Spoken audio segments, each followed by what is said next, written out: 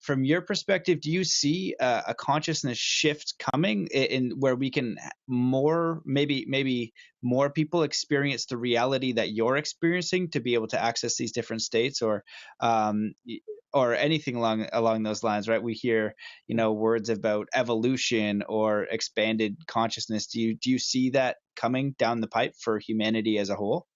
I do. I see some big changes coming in what I would call the near future. Of course, when you're talking about conscious evolution, that's measured in millennia and centuries. But so when I say in the near term, though, I'm talking about as near as maybe a couple of decades. Maybe within a couple of decades. Certainly within 3 or 4 or 5 decades, but I'm hoping within 1 or 2, we're going to have a major shift in awareness. And I think what's going to drive that shift in awareness, this will be surprising to you, I suspect, and the listeners, is physics. Physics is going to be the driver, you see. And why is that? Well, I call the physicists the high priests of Western culture. Physicists now replace the high priests. You see, we had high priests a long time ago, and the high priest's job is to tell everybody else what to believe. What's true and what's not true? Well, that's what the scientists do today. Scientists tell us what to believe, what's true and what's not true. If the scientists say, oh, that's bogus, well, then that's it. It's bogus, and most everybody will believe that that's bogus and so on. So scientists are now the new high priests.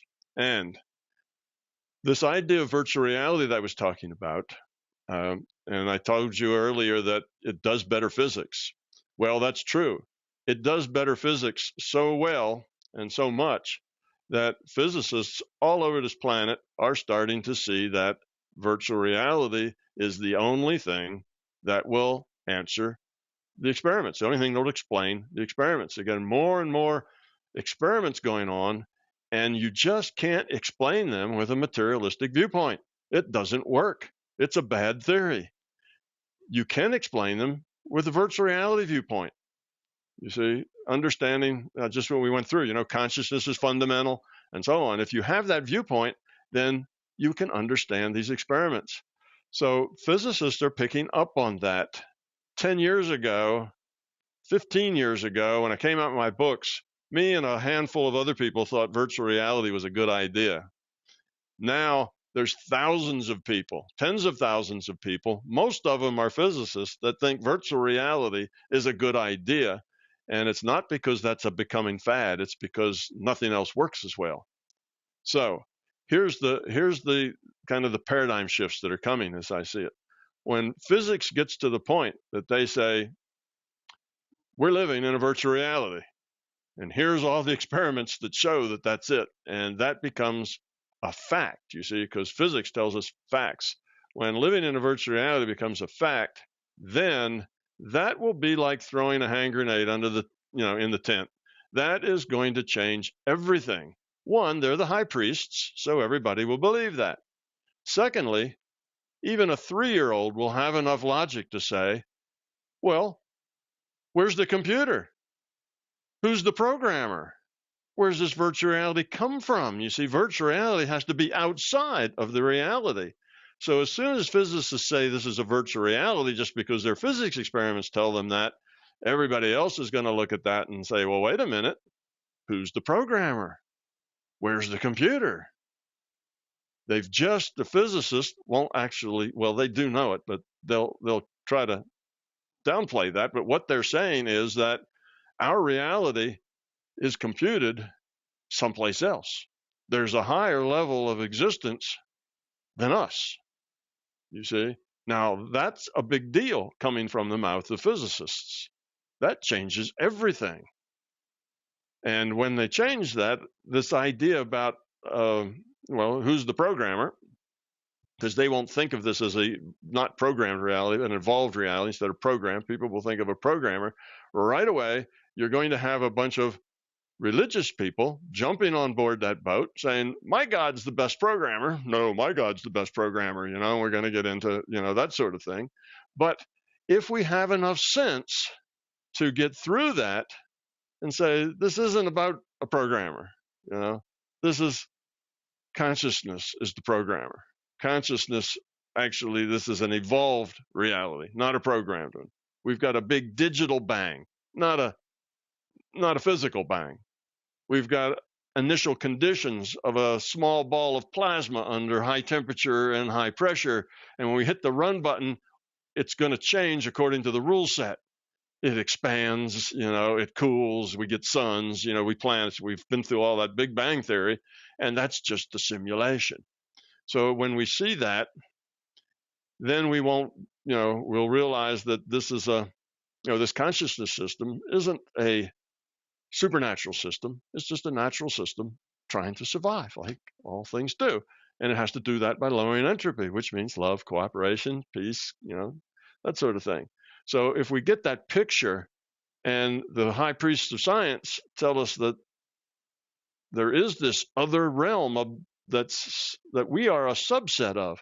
There is some superset in which the computer lives and in which our awareness exists. Well, that's a big step forward. Suddenly, that's going to blow the doors wide open.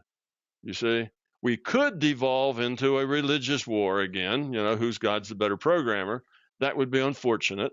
That's to get stuck in that nonsense, would be unfortunate. But hopefully we won't. Hopefully we will be aware enough to realize that, yes, this is a bigger reality. Yes, there's been lots of people telling us that for a very long time.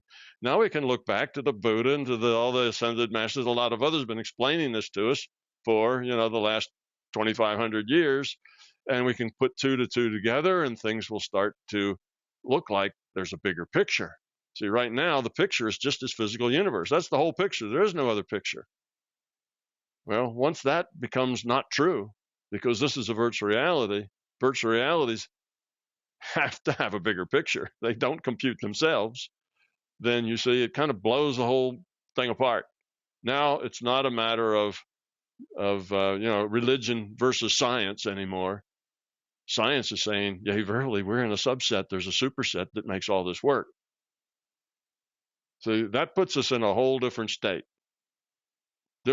altogether. And hopefully in a decade or so, we can kind of absorb all that and figure out, well, what does this really mean to us? And hopefully, if there's enough people on the planet that do see a bigger picture, we can kind of steer it to a more productive result rather than regressing into religious wars. You see, I don't think we'll do that. I believe we're maybe smart enough now that we won't take that path, although there will be those who will try to push us to that path, and there will be those that will flock to that path because that's where belief takes you. That's where fear takes you. But hopefully there'll be enough that we won't stay there long or we won't go there at all. And when people understand the nature of a virtual reality and understand that consciousness is the computer, the next paradigm shift is, well, if consciousness is computer, then love is the answer. That's what we're here about. Once they understand what consciousness is, the fact that love is the answer is the next logical step after that. So I see that our technology and our science and our internet all going to play a big role in this. You see, we've had these little bubbles of enlightenment, let's call them, for centuries, for millennia, all over. But they've all been isolated. Okay, the Buddha and his little group, yeah, they started a big movement that's still chugging along today with millions of adherents, but still, it's all isolated. They're all isolated within their own areas, geographically, within their own languages. It's not worldwide. It's not collective. There's bigger groups that say, nonsense. That's a lot of belief baloney. We don't have to go there. What we need to do is make more money. We have a lot of that going on. But when we have an internet now, all these little bubbles of enlightenment are starting to feed each other. See, you talk to me about several of these things that you probably are aware of because there's an internet. Otherwise, you'd have had to go down to a library someplace and look all this stuff up. Well, that didn't happen. The reason you know this is because there's an internet. You're aware of these things. You're aware of, maybe Krishnamurti. Maybe you know who that is. You're aware of the Sufis, and you're aware of, it all starts to work together because we have an internet. We have this big awareness going on now. So it's not going to be so easy for the people to say, oh, my God's the better programmer, everybody follow me, you see, because a lot of people are going to have a bigger picture than that now. So because we have the internet, because all these bubbles of enlightenment feed each other, can cooperatively feed each other, and when we have the high priests tell us in no uncertain terms that we're a subset of something larger, and that larger thing is non-physical, well, stuff's going to happen. See, we've got all the right ingredients. So for the first time ever in the history of humanity, we have all the pieces together. We've got the high priest telling us that there's a higher thing. Well, yes, but now it's science. It's not just a belief-based thing. Yeah, okay, but you got to believe what I believe if you're going to get on my train. Now it's not about believing anything. Belief is irrelevant. This is science. There's this higher order existence. That's a science. It's not belief. Everybody can come to this party. You don't have to believe anything or swear or make a creed or donate money, a tenth of your income every year or anything. It's science. It's there for everyone, and we're all plugged in to all the bigger picture stuff that's around for everybody to come to. So yes, I see that as being the first time in the history of mankind have we had all the pieces together. We got it wouldn't work without the internet. Even if all the scientists said, yea, verily, we live in a virtual reality and we're just a subset. If there was no internet, well, 100 people would know. 10 years later, 200 people would know, and oh, yeah, they printed in their journals and things and whatever. And it would be, yeah, okay, they say that, but they probably don't know what they're talking about. It wouldn't be what it can be because we've got an internet. So we've got an internet that lets us communicate worldwide instantly. Wow, that's a powerful tool. And we're going to have science that has become the high priest that everybody believes because that's just rational stuff. That's not belief stuff. But you can bet on that. That's experiments backing that up, you see. So we've got all of that. Never happened before in the history of man that we had these things all together at the same time. So yes, in another decade, this thing could do that. I have noticed that from, like I said, decade and a half ago, me and 3 other people thought virtual reality was a good idea. Now there's tens of thousands of people who think it's a good idea. Most of them are scientists, you see. That's in a decade, decade and a half. That's a lot. It's gone up by, 100,000% more people. Well, that's pretty big. So I'm thinking in another decade and a half from now, we will already have gotten to the point where virtual reality is the answer. Yes, we're a subset of something bigger and it's non-physical. And suddenly all the stuff that's paranormal and the meditation and the out of body, it all starts to make sense.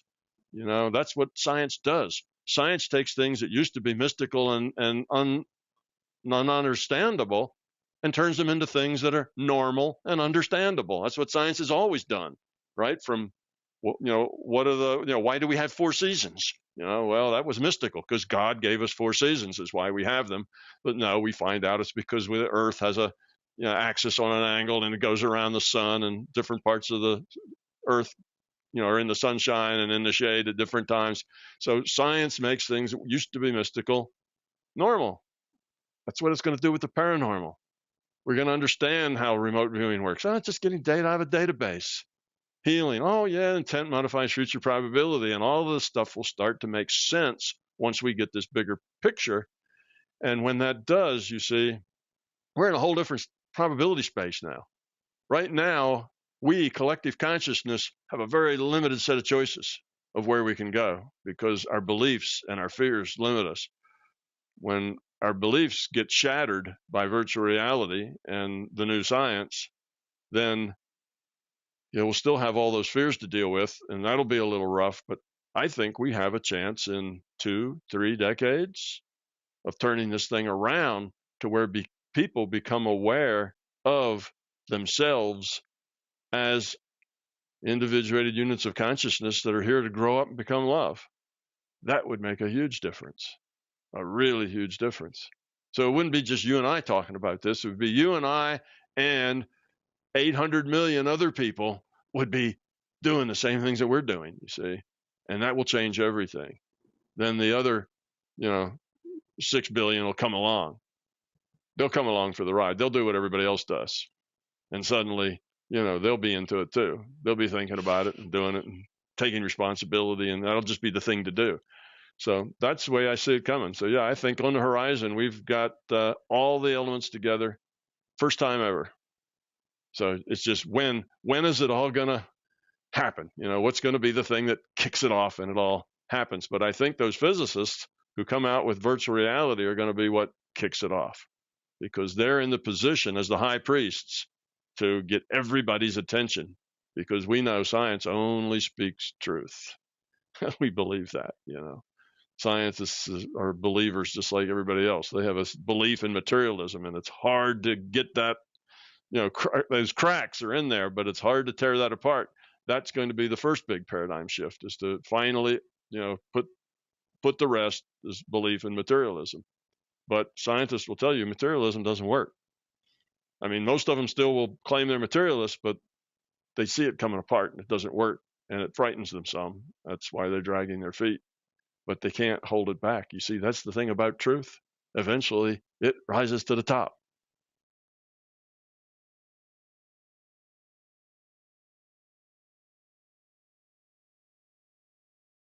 Double slit experiment. This was done in the early 1900s. Okay, 1912, 1914, 1915, that sort of thing is when quantum mechanics really was born. So it's the early 1900s. So you see, we're almost 100 years away from that now. Okay, and in the 5 or 10 years after these experiments were done, it's my opinion that physicists understood the nature of reality better then than they do now. Okay, so we haven't actually gained much ground in all that time. Now we've gotten a whole lot better about computing. The quantum mechanics of today is far superior to the quantum mechanics at that time, but that's all about computation, not about understanding what reality is like. So today, quantum mechanics is seen by physicists as weird science. Science that nobody really understands. And what's worse yet, nobody ever will. You see, it's that sort of thing. That's because they've thought about it and argued about it for a lot of years with no progress, so they figure that it's an unsolvable problem. It's just weird science. It's just like that. In fact, it's actually very, very simple. It's not a hard problem to understand, and it's easy to predict the outcomes of the experiments once you understand how they work. So I'm going to first just tell you what the double slit experiment was, and then we'll see why it works that way and what it tells us about reality. That upper picture shows the two slits. That's what we have up there and there, a barrier with two slits in it, two holes. And what happens is that for 100 years or 50 years at least before they ever did the double slit experiment, people had been shining coherent light at slits like that and coming up with patterns like this. Those little white circles in the patterns. You notice the biggest white circle is right in the middle, and the next one on either side is a little smaller, and the next one on the side is even smaller. That's called a diffraction pattern. And the amplitude of that diffraction pattern is this wavy line that goes like that. So that's the screen. That's where you collect the particles. So you throw the particles in on this side, and you get the particles rearrange themselves into this diffraction pattern. Now, that was particles. It started as waves.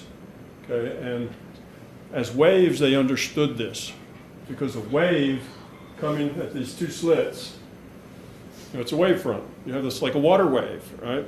This thing works with water as well as it works with light. It's waves. Waves come to the hole, and when they get to these two holes, some of the waves go through hole one, some of the waves go through hole two, and where you have hole one, you get new little circular waves coming out of hole one, and new little circular waves coming out of hole two, right? Well, what happens then is those two little circles run into each other somewhere in the middle, and when they do, they interfere. So see the little I really could use a stick. See the little triangle that I have between these two, right up there, down there?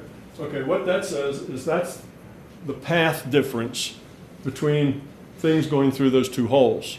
So something that goes through the upper hole and goes to that point has a shorter path than the one going through the bottom hole up to that point. You can see that bottom part of that triangle is longer, right? Well, when the difference between those two paths is exactly a wavelength, then here's the wavelength.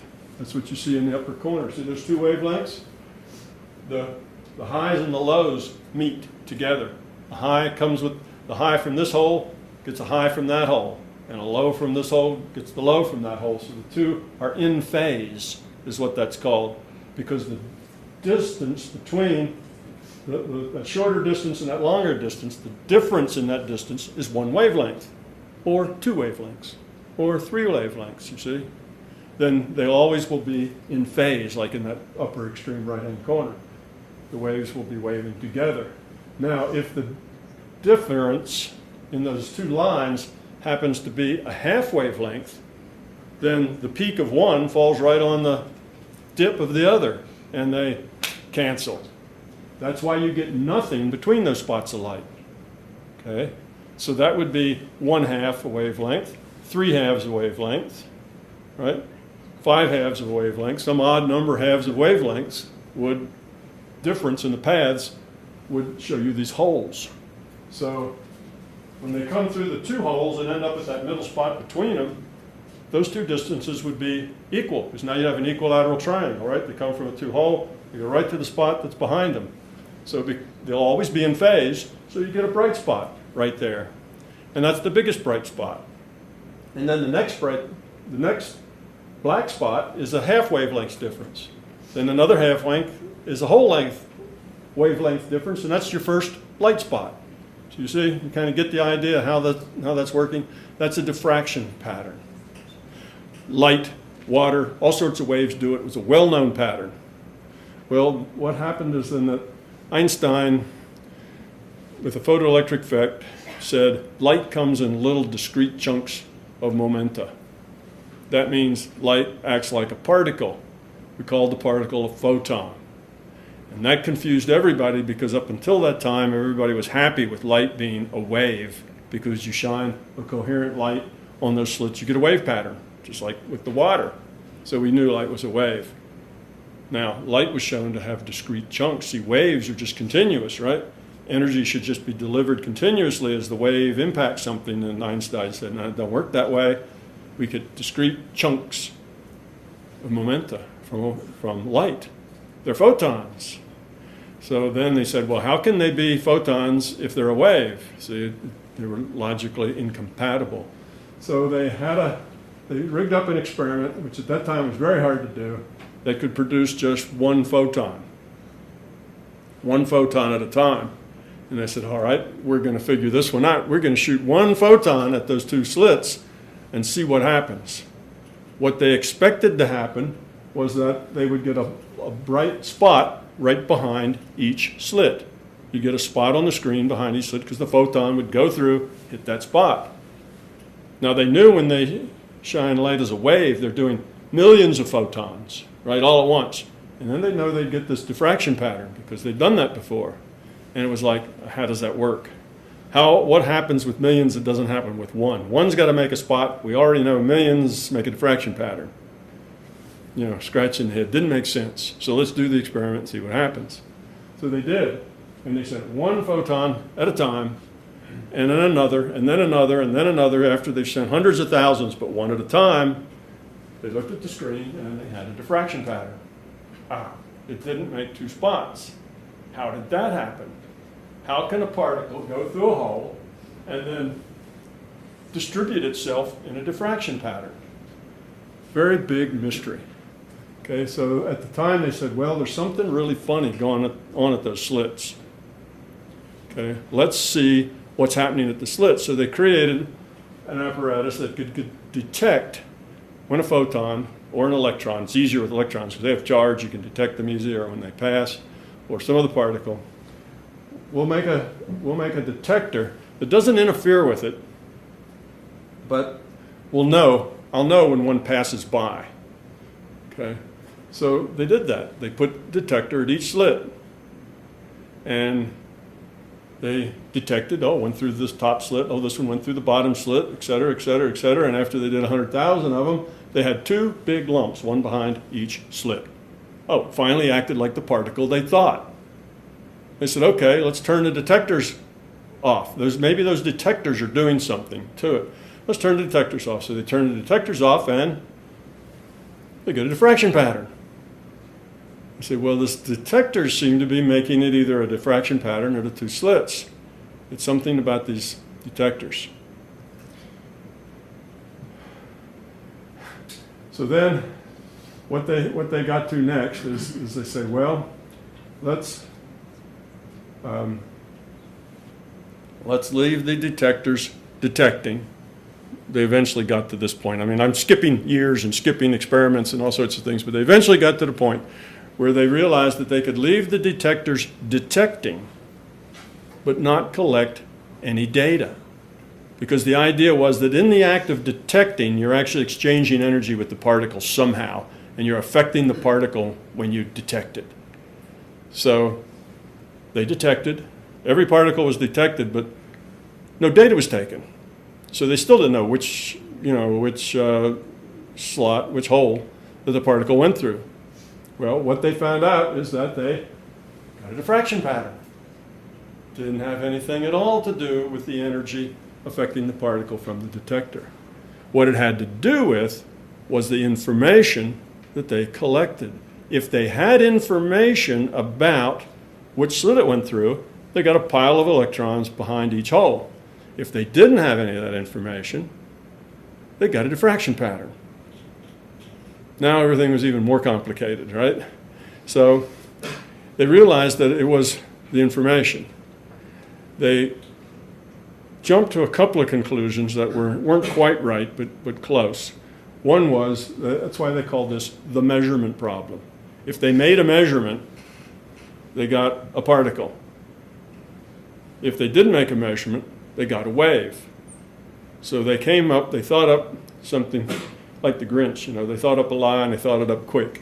And that was that light is both a particle and a wave. They called this the principle of complementary principle, that light was really both.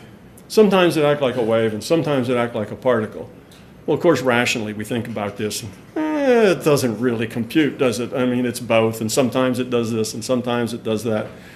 But that was, if you take an old textbook in physics, you'll see the principle of complementary is that both ideas of light as particles and they don't really conflict with each other. We don't have a conflict here, people. We just have a complementary ideas about light. Yeah, right. They had a conflict and they just didn't have any idea why it acted this way. That was their way of dealing with the conflict.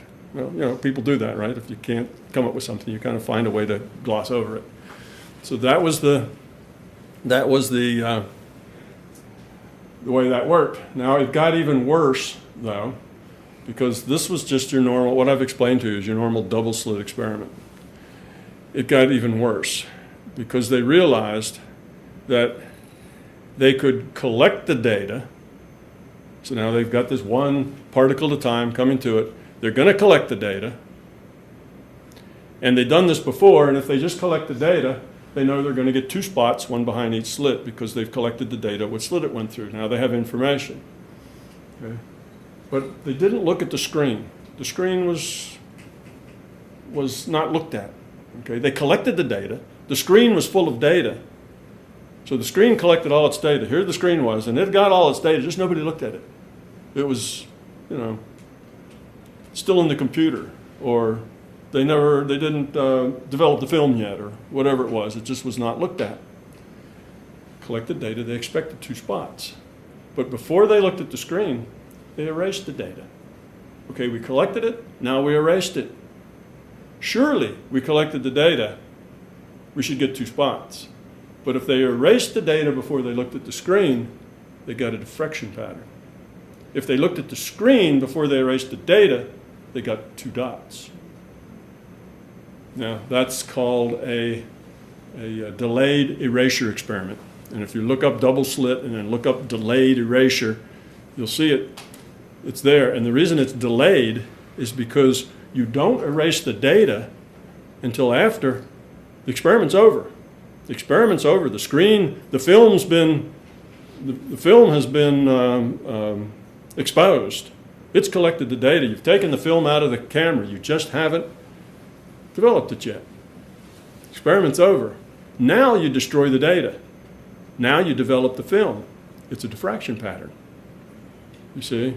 So that's why it's a delayed experiment. They could find that even after the fact of the data being taken, if they erased the data, they'd always get a diffraction pattern. If they didn't erase the data, they'd always get two dots. And that made them that's where it got its name as weird science, you see. So that's the famous double slit experiment and then the delayed erasure. And these experiments have been done thousands of times.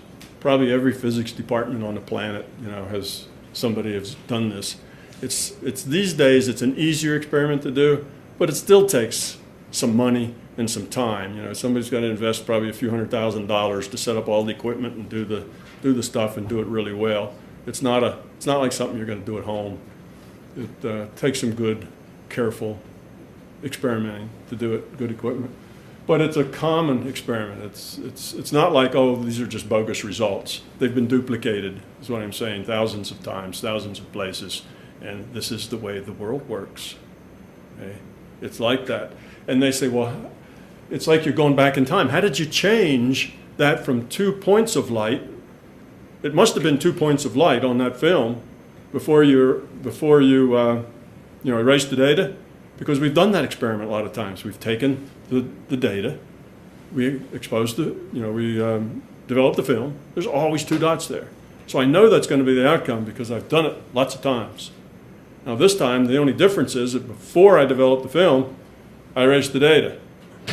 How could erasing the data change what's on the film that happened an hour ago, last week, a year ago? Doesn't matter. Time limit isn't important. A century ago wouldn't make any difference. If a century ago you took the film and only today you erased the data, you still get a diffraction pattern. You see? So they thought that somehow it was changing. Doing the erasing the data was making what was on the film change. Of course that doesn't happen. That doesn't make sense either, right? Doing this isn't going to change what happened. What happened has already happened. The answer to that was that what was on the film that nobody had looked at, that hadn't been developed yet, was just probable. There wasn't anything on the film yet. There's nothing on the film until you make the measurement, which means until you develop it. When you develop it is when you get something on the film. That's when the data stream has to send you something. You've developed the film and you look at it, that's a measurement. The data stream, the system has to tell you what's there, and it does that with a probability calculation. That's what we said. So there's really not anything on that film yet, for sure, because the measurement hasn't been made yet. See, that's hard to wrap your mind around, right? That's the way. All right, now we go to this next slide. Tom, the question would be... Where? For me. You have a question, yes. So at the point of release, don't we know, like, wherever you release a particle, not where it hits the first green or the first slit, when you release the particle, don't you know that it's a particle? Isn't that information available? No, it's releasing a particle is not the same as like shooting a BB.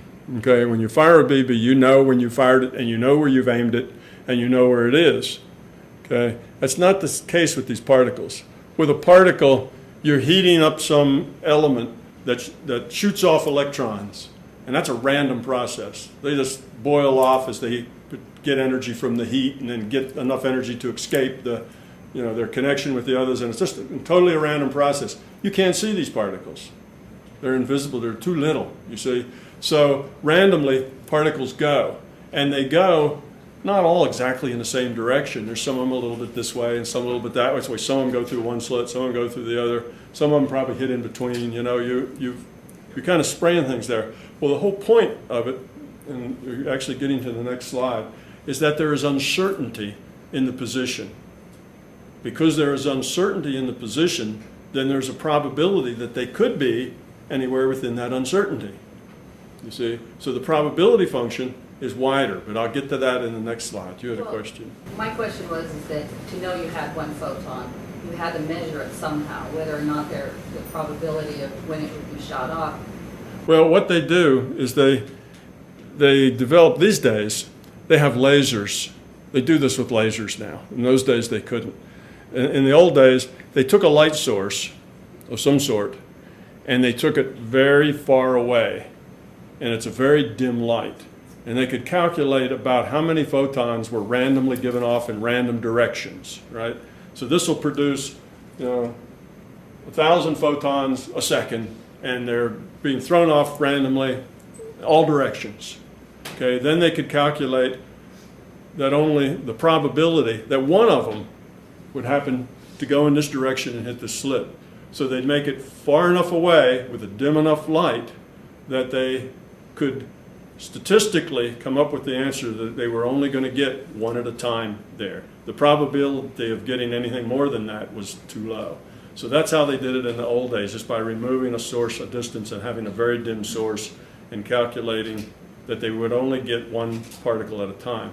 Now they've got lasers that they can so sensitively pulse, that can actually fire like a photon at a time. But still, there's uncertainty in exactly when that photon comes and where it is. Everything, it's not. Making light is a random process of having electrons drop from one shell to another in an atom. At least that's the way it's probably taught to you. That's the way it was taught to me. It doesn't really work that way, but that's a model called the shell model of atom. And because electrons are jumping quantum levels, they go from a higher level to a lower level, they lose energy, they emit a light, they emit a photon, some kind of a light wave. Okay. It was never really measured. So it's not that they fire the photon and they know it's traveling just along this path and it's just going to be here. There's always uncertainty around these particles because they're invisible particles. You don't know when they fire, you don't know exactly where they're going or how they'll go there. These things are so tiny. So even if you look at a laser and you say, well, that laser's just got a little tiny beam, to a photon, that little tiny thing that we see, it's only a couple of millimeters in diameter. That's huge. That's like hundreds of miles. Photons are so small that we can't make a tube that's a photon wide so we know they're just going that way. They always have lots of room to go different directions. Same thing with the buckyball. You mentioned that these experiments. Same thing with the buckyball. Yeah. So the buckyball, we don't see those either. But they know now that part of the experiment is that there has to be uncertainty around, the object that you're throwing at it. That's why it works this way. If there were no uncertainty, then you'd be measuring the particle. You've already made your measurement if there's no uncertainty as to where it is. So uncertainty is part of the experiment. Okay, I'm going to go to the next one. Now, here's really what happened. That was just what happened, but here's the way it works. This is now quantum mechanics was birthed because of this experiment. And somebody decided that the only way they could get the right answer was to assume that that photon really wasn't a photon, but it was a probability. And I'm showing the probability. That's probability versus distance. That means we don't really know where it is. We think it's most likely in here, but there's a very small chance it could be out here and a small chance it could be over here, but it's mostly kind of around here, but we don't really know. Okay? And this is now quantum mechanics assumptions. So this was the assumption. Okay, let's treat the problem this way, and they found they could get the right answer. So we'll assume that the photon is really a probability distribution and not a particle at all. The probability distribution gets to the two slits. And because it's a probability distribution, there's some probability going through one slit, some probability going through the other slit. So the probability goes through both slits. A particle can't go through both slits at once, but probability can. So the probability gets over, and it does just like the waves did. It interacts with itself, and you get the diffraction pattern. Okay, so that's the way it works. So now, this little curve I have over here where it goes, a little bump over the first source, and then a bigger bump, and then a bigger bump, and a smaller bump. Okay, that now looks like a probability distribution. Each one of those bumps is a measure of the probability of it hitting at a particular place.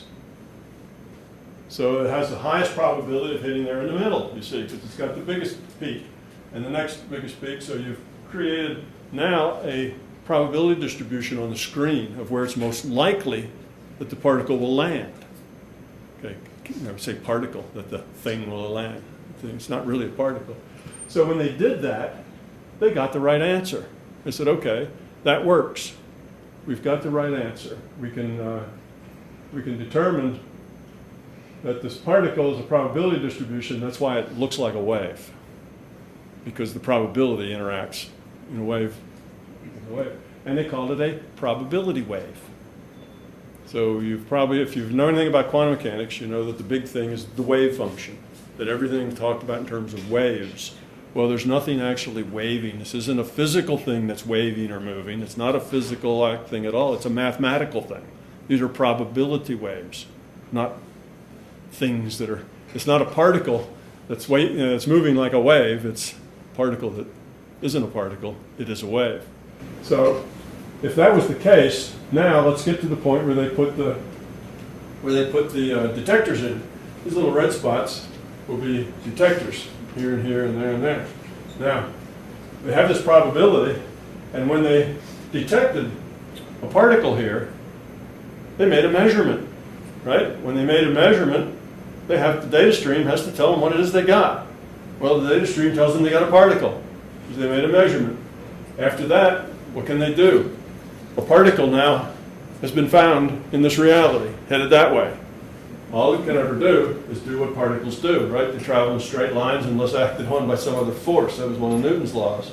So they go in a straight line and hit right there, because it's a particle. Up here, it's not a particle until it gets here. Here's where the measurement's made. You see? It's just probability until it gets here. Now the measurement's made. You see, here's the measurement screen. The measurement's made here, and the question is, where is the particle most likely to land? Well, it's most likely to land there in the middle, and then the other two white spots, and the other two white spots, and so on.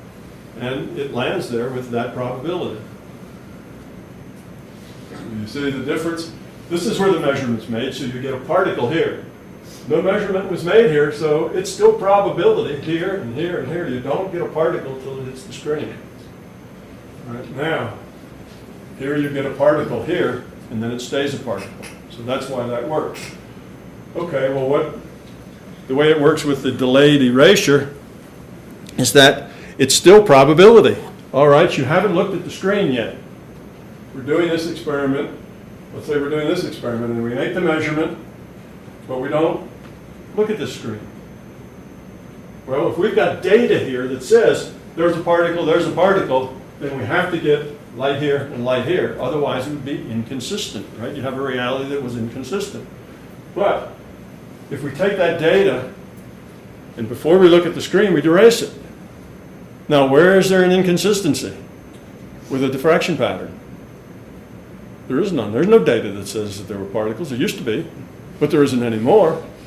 You know, somebody says, yeah, but there used to be data, and you say, prove it. It's gone.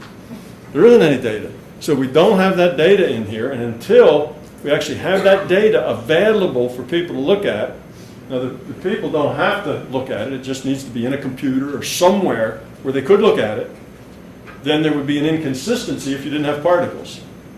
But if there is no data, then there's no reason to have particles.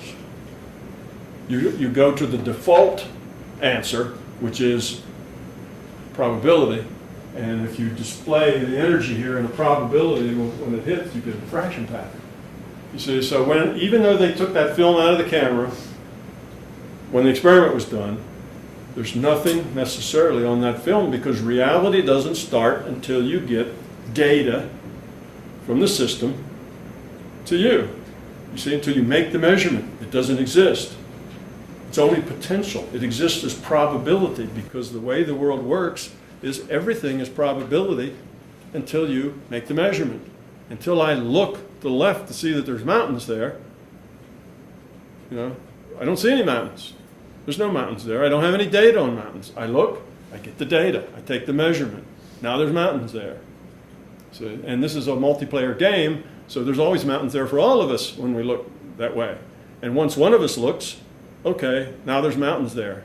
There can't be mountains there for me and, you know, palm trees and a beach for you. It's a, you know, this is multiplayer reality. We all have to agree on that. So if somebody looks and sees the mountains, then we all close our eyes, you know, and the mountains don't go away, because when we look, the probability is 1 that there's still going to be mountains there. All right, so that's what's going on. So Schrodinger talked about this in another form, you know. It's called Schrodinger's cat. I don't know if you've heard that, but it's the same thing. You know, he put, his thought experiment wasn't very nice, but he had these boxes. He had lots of boxes, and every box had a cat. And these cats, of course, didn't need to go to the bathroom or have their litter changed. They didn't have to be fed. These are magical cats that just exist. So it's a thought experiment, even if it is kind of cruelty to animals. He put them all in a box, and then inside the box, he put a thing that had poison in it, a glass that had poison in it. And there was a Geiger counter that would react when some kind of say alpha particle or something from a decayed, you know, a radioactive source would decay, and if that decay hit the Geiger counter would react, and it would break the vial, and the poison would be dispensed, and the cat would die. All right. Now, we know that randomness is what describes a source radiating. Sources only radiate randomly. Sometimes they do, sometimes they don't. There isn't any way to compute the sources about, you know, to radiate a particle. And the particles go out in all directions. So the probability of a certain particle hitting this detector, which then opens the vial. So he said that you had all these cats, and what he was trying to do, really, he wasn't doing this seriously as much as he was trying to make a point about how the science works and how crazy it was. So he said, you have all the cats in the boxes with these arrangements, and you don't know whether a cat is alive or dead until you look at it, and indeed, you know, until you open the box. He said, indeed, you know, there are no dead cats or no alive cats. It's just unknown. It's just probability. You don't know until you look inside the box. So it's not that the cat, you know, we think the cat's either dead or the cat's alive. It's a 1 or a 0. Those dots are on the film or they're not on the film. It's a 1 or a 0. All right, we did the experiments. The dots should be on the film. That's it. We believe that's it. And then when they're not, we go, oh, wow, what happened? It's a diffraction pattern. It should have been dots. He's saying they're not really anything on that film until you look at it and force the system to send you data that describes what's in this reality. And at that point, something shows up on the film. And what shows up on the film is a probability distribution, a random draw from a probability distribution that takes into account history. What has it been? You know, what are the constraints on the problem? Because the idea is you can't create anything in the reality that is a conflict. Everything has to match. Everything has to work. Okay, so if there's data showing there's a particle, that random draw is going to be a flat probability like this of 1. You're always going to draw a particle when you look at it, because here's the data that says it was a particle. So now we've got data saying that this is the way it is. That's not going to disagree with it. Now the probability is 1 that what you get are those 2 dots. You see? But once you erase the data, could be, could not be, you know, particles, could be something else. We don't know. Okay? And we know what it would have been if we hadn't erased the data, but we did erase the data. So there's nothing that says it's a particle. It drops back to the default answer, which is its probability distribution. So that's the way the world works. So if you understand it's a virtual reality and that we get data that defines what's in this reality when we make the measurement, then it's all perfectly clear why it works that way. But if you believe we live in a should we call it, an objective reality, then the experiment doesn't make any sense. You see, it's impossible. Can't happen that way. You can't have a cat alive and dead at the same time. A cat in an indeterminate state of alive or dead. You see, he made this thing because that was a ridiculous idea, and he was trying to demonstrate how crazy it was, but that's the way the world works. It works like that with photons. It works like that with cats. It works that way with everything. That's why in the big picture I said you could take a telescope and look, and what you get is some random draw from all of the possibilities that would fit the constraints of history and what we've seen other places and whatever. So those are the constraints, but there's often not just one answer that satisfies the constraints, and you'll get this random draw from those answers. And that's it. But then once it's here, now that's in our physical reality, it's in our shared reality. It has to stay. After that, seeing that thing becomes a probability of 1, because now it's here. The first time they looked, it could have been lots of things. So you see that the reality of what's there gets created on the spot from a random draw. Now we tend to believe, our culture believes that whatever's there was there. It's always been there. And when we look at it, we see what's there. But the material reductionism just doesn't work. There's so many things that it doesn't explain. It's got so many problems, and quantum mechanics is one of them. You've got all sorts of quantum mechanical events. Like I mentioned, you got tunneling, you got entanglement, you got lots of events, and in physics they call it non-locality. Basically what that means is it doesn't make any sense to them and they don't understand it. These non-local events, that sounds like it's not so bad, right? Non-local, just like there's not really a problem here. It's just this complementary principle. Everything's okay. But that's the problem. So if you look at some of the really best quantum mechanics physicists that we've had, and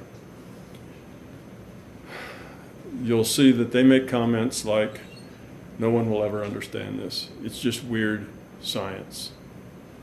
It's impossible to understand, and we just have to let that go. See, that's kind of the attitude that science has. Well, if that's your attitude, if you believe it's impossible, it's going to be pretty impossible. Because anybody that tells you anything different, it's like, nah, it can't be that way. You don't even allow that thought in. So that's kind of where they are. Whereas back in the first decade of this, they really were excited about it. This is a breakthrough. Reality is very different than what we see. Our old, Newtonian idea of something's there because it's fundamentally always been there is wrong. Our whole concept is backwards, but they didn't know what to do with it. They couldn't explain it. They didn't have any idea. Digital science was, 50 years away from even being thought about. Ideas of virtual realities wasn't anybody's vague idea. Computers were 50 years later before even they got invented, much less got to the point where you could generate a virtual reality. And people started thinking in terms of information as opposed to things are just always that way because that's the way they are. So the concepts that were required to understand this didn't actually start to bubble up to the surface until 50s and 60s and 70s, and then they were very basic, and we didn't actually have an idea of virtual reality until maybe 30 years ago, 25 years ago, when we started to think about it. And it's only been in the last decade that we actually see, hey, our computers keep getting faster and faster and faster. Where are they going to be in 100 years? Oh, we'll be able to do virtual realities about as good as this one, you see. Suddenly it becomes not such a crazy idea anymore. We can see how it works. You see, but back then, 1920, they had no way of seeing how it worked. They worked on it, and you can see lots of quotes from scientists of that day, which would have been, like Schrodinger and Heisenberg, Einstein, Bohr, and a half a dozen others, Eugene Wigner, and you'll see that they said that we realize that mind is primary here. Why? It's not until somebody develops the film, which brings it up so that people can look at it, right, that we get an answer. Well, what's so magic about people looking at it? What does that have to do with anything? But they realized that was fundamental because that's what the experiment told them.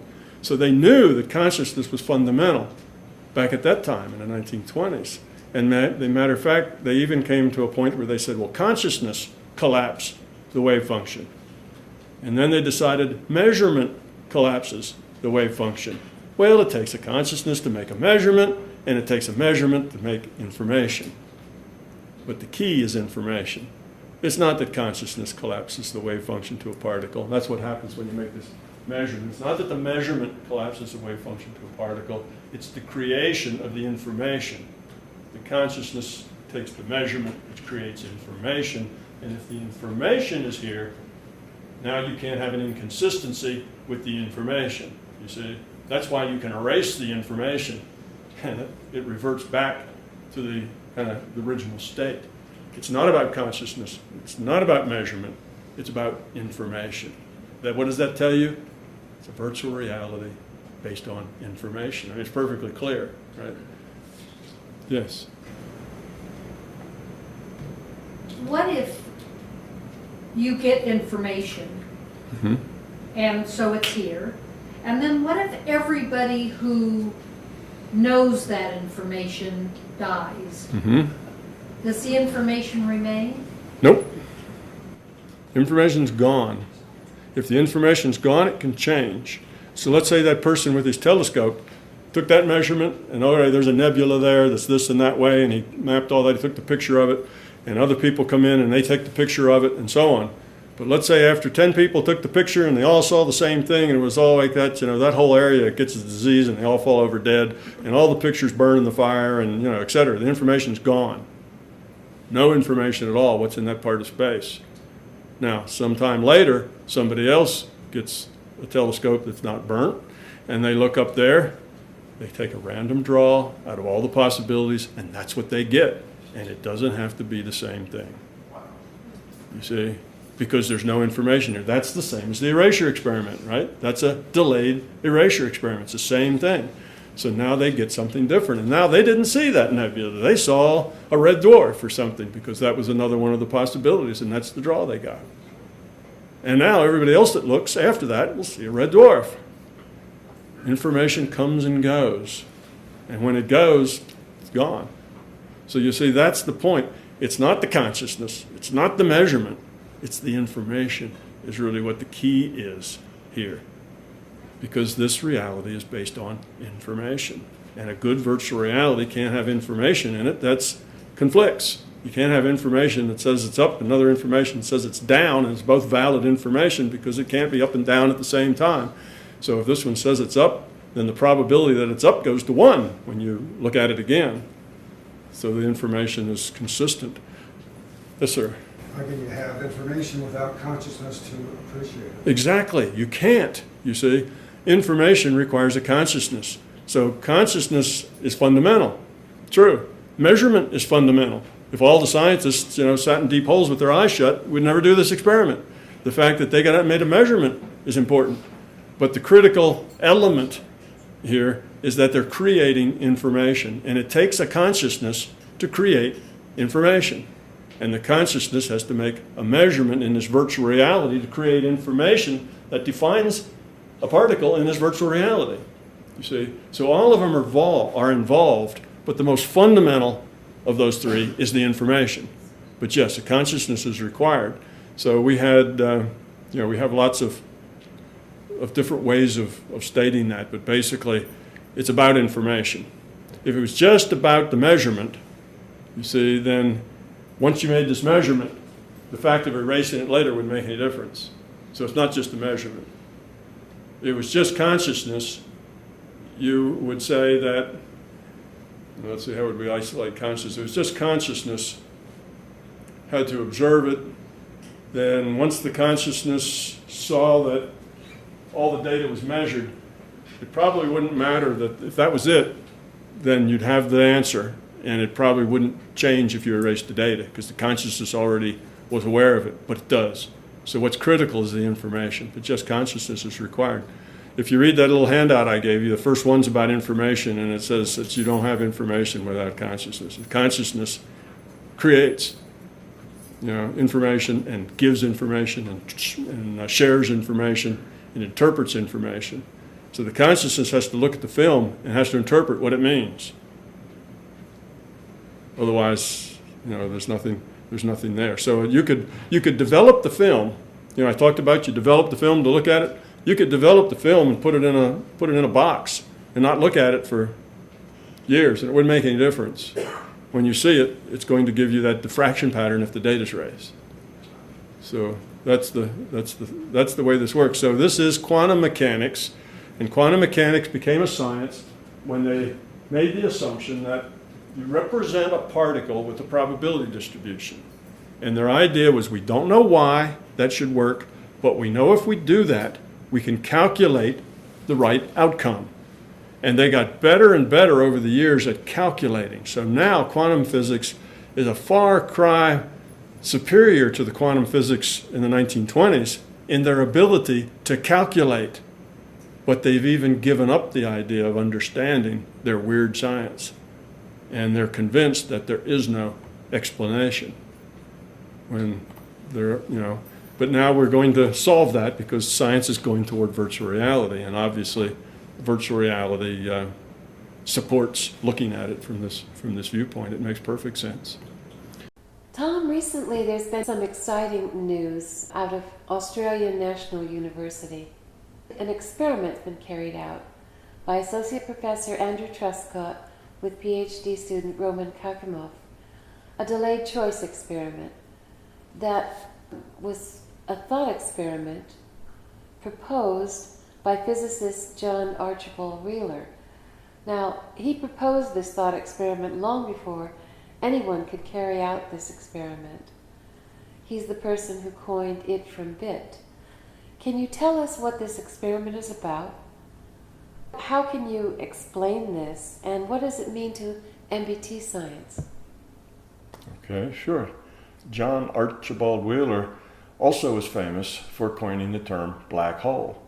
He's a very famous physicist. He died in 2008, I believe, in his 90s, mid-90s maybe it was. He was some of the best quantum physicists that turned out later, such as Richard Feynman, were his students. So he was very productive in his life, a very brilliant man, very highly regarded in the community. And in the last third of his tenure as a very high-profile physicist, he decided that all of reality was virtual, based on information. And this is when he coined the frame it from bit, it being everything, the whole universe, and bit being bits, from binary bits. So he was convinced that reality indeed was just information. Okay, well, let me explain a little bit about what his thought experiment was about. Okay.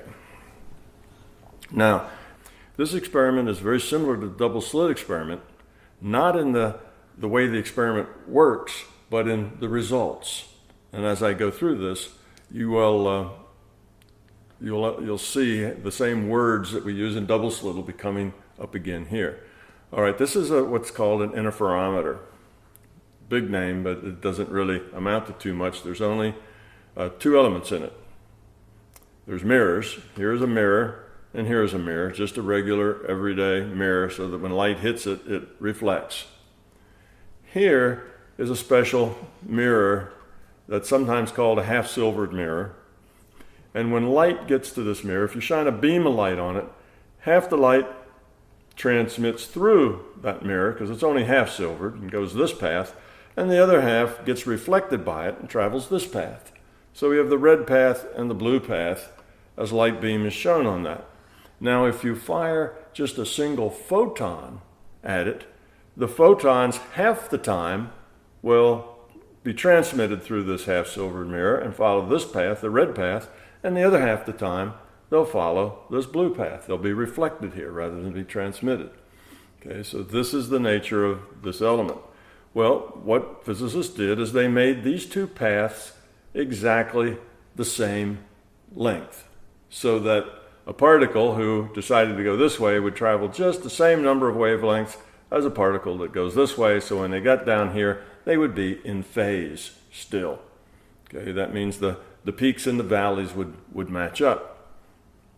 So what they saw is they would fire one particle, could be electron, could be a buckyball, could be a photon, just a particle of some sort. They'd fire one particle in here that this arrow indicates, and when it comes in here, it would do one of two things. Because a particle can't go half of it one way and half of it the other. Particles don't do that. Particles are whole particles, right? The electron is a whole electron. So the particle would either go through this way half the time, and when it does, it comes down here and hits this detector. That's a detector. And the other half the time, it would get reflected, come down this path, hit this mirror, come over here, go in this detector, the blue detector, and be detected. So let's say you'd fire 1,000 electrons at this. Photons would work too. You fire 1,000 particles, and 500 of them would end up here, and about 500 of them would end up there, you see. So half of them would follow one path, the other half was the other, because there's a probability, a 50-50 probability of whether it goes through the mirror, the half-silvered mirror, or gets reflected by it. All right, well, that was well and understood. Now, the second part of that experiment, well, first, that's what we're showing here, is that all of the data, all of the particles that get detected here or here, they all fall in one spot. This is a number of counts, number of particles going on this axis, and position going on this axis, and a certain position, all the particles would pile up in one spot. Or if you want the view of actually looking at dots on a screen, all the dots would pile up here in this spot. Okay, so this is a bunch of little dots. All right, now they had a second experiment, exactly the same as the first. This is Wheeler's Gedanken experiment, means thought experiment. And he just added one thing. He put another half-silvered mirror right here, just like this one, but now it's down here. Okay. Now what that does is that if a particle comes through and just happens, 50-50 chance to take this red path, hits the mirror, comes down here, hits another silvered mirror, which is a 50-50 chance of going straight through into this red detector or being reflected going into this blue detector. And if it comes down this blue path, hits this mirror, gets here, it has a 50-50 chance of being reflected down to this mirror or being transmitted through this detector or being transmitted through to the blue detector. So now you see each path has a 50-50 chance of being in each detector. Well, you should recognize that as far as double slit goes, that the which way information has just been erased. You see, here we knew which one it came from. If this detector got it, it took that path. If that detector got it, it took this path. We know exactly which path it took. So all we get is all the particles pile up in a pile. There's no diffraction pattern. Here, we don't know which path it went through when we get out to this detector, because it goes through either path. It has a probability of 50-50 of going to either detector. So there's no differentiation between the paths anymore. What happened is when they send single particles in here one at a time, they got a diffraction pattern. These particles would come in here and create this diffraction pattern. And here I have a picture of it, just like this one, where it's number of particles that hit by position across here, or if you just think of it as hits on a screen, there's a lot of dots under this big, and a little fewer here and a little fewer here. So the amplitude goes down as you move out, but you get a diffraction pattern scattering of the particles. So the particle comes in, and one particle goes in, and some particle will hit somewhere on the screen. It might be here on this line, or then this line, and that line. They just hit wherever they are, and eventually you send enough particles through, and it defines this diffraction pattern. Okay, it does this. This is really like the probability function here. All right, so that was the experiment. And everybody knew at that time that when you did these two experiments, when you did this one and the which way information was available, you got two piles of electrons at each detector. And when you did this way, where the which way information wasn't available, you got diffraction patterns. See, it sounds just like the double slit experiment, but it's just a totally different mechanism, a different experiment. So what Wheeler did is he said, Well, let me back up. What the physicists said at the time was, well, somehow, when this particle comes in here, it knows that this is a particle setup. See, they said light could be a wave or a particle. And eventually they said electrons could be a wave or a particle. And that buckyballs could be a wave or a particle. Anything can be a wave or a particle. And they said the principle of the complementary principle said that it only acts one way or the other. It can act as a wave and a particle. It can act either as a wave or a particle, but it can't do both. They're complementary, but they're mutually exclusive. That's what the science said. So, when this was set up this way, where this detector collected from this path and that detector collected from that path, okay, that was an experimental setup where they were going to see particles. Send a particle in, they either get a detection here or they get a detection there. The only two probabilities. So they pile up here, they pile up there. Now this setup with a half-silvered mirror there and a half-silvered mirror there, the which way information's gone, and they said then somehow this particle going in here knows that this is a wave situation. Like here it's time to be a particle, and here it's time to be a wave. And when it's a wave, then the wave can take both paths and interfere with itself and get a diffraction pattern. But of course, in order to say that, that kind of made sense, except this is a single particle.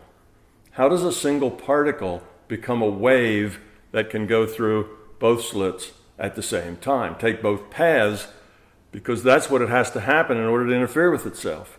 You can't take an electron or a buckyball and have it turn into a wave that can take both paths, okay?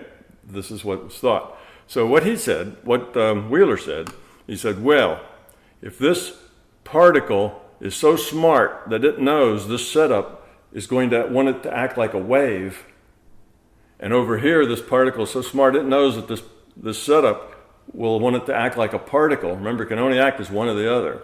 And this particle now has to be smart that it knows the kind of experiment that it's going into, which is kind of ridiculous, right?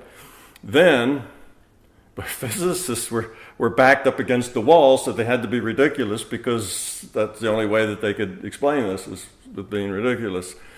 Anyway, so he said, when does the particle figure out that it needs to be a wave or a particle? This was his experiment. So he said, here's what an experiment should do. We're going to put a particle in here, and there will be no mirror at this point, no half-silvered mirror. So it'd be this case.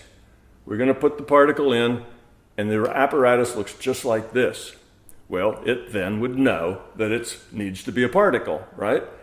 And it needs to know that right here, because if it's a particle, it can only go one way or the other and end up in one detector or the other. Now, after it comes in here, it has to have already made its decision what it's going to be, because if it's a wave, right at this point, it has to part go that way and part go this way so it can interfere with itself. So that decision of whether it's a particle or wave has to be made right here, because it's different. Particle goes one or the other, a wave goes both. So he said, aha, we'll start this experiment and we'll put a particle in here in this form. And then while this particle is moving down this path, it's somewhere in the apparatus. It hasn't gotten to this point yet. It's here or here or here or here, someplace just in the apparatus. We're going to stick that mirror in down here. So now you have to be very fast to do that. You've got a particle of light going at the speed of light, and it's traveling these lengths. And after it enters here and gets somewhere, say on either of these lines, then you want to stick this in, because it's already made its decision whether it's a particle or wave at this point.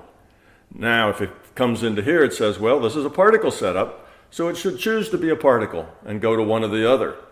Now, while it was in process, somebody sticks a silver mirror in here. It's already decided to be a particle. What's it going to do? You see, that was the problem. What is it going to do? It's already had to decide at this point it's a particle and go in one or the other, because that was this setup. Can it know ahead of time that somebody's going to switch it Well, that would be a very smart particle, wouldn't it, can tell the future. So that didn't make a whole lot of sense. So this was his thought experiment.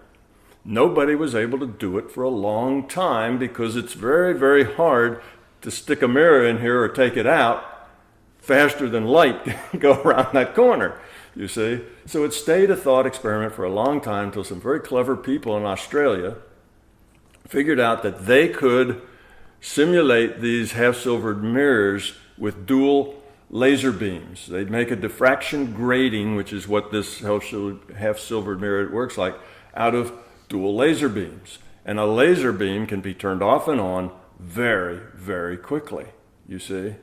Because the laser's right here close to emulate that, and the laser's right here. So a laser light only has to move, just a tiny little bit to get to that slit, while this thing has to go all the way around the circle. So the light could produce this extra mirror down here or take it away.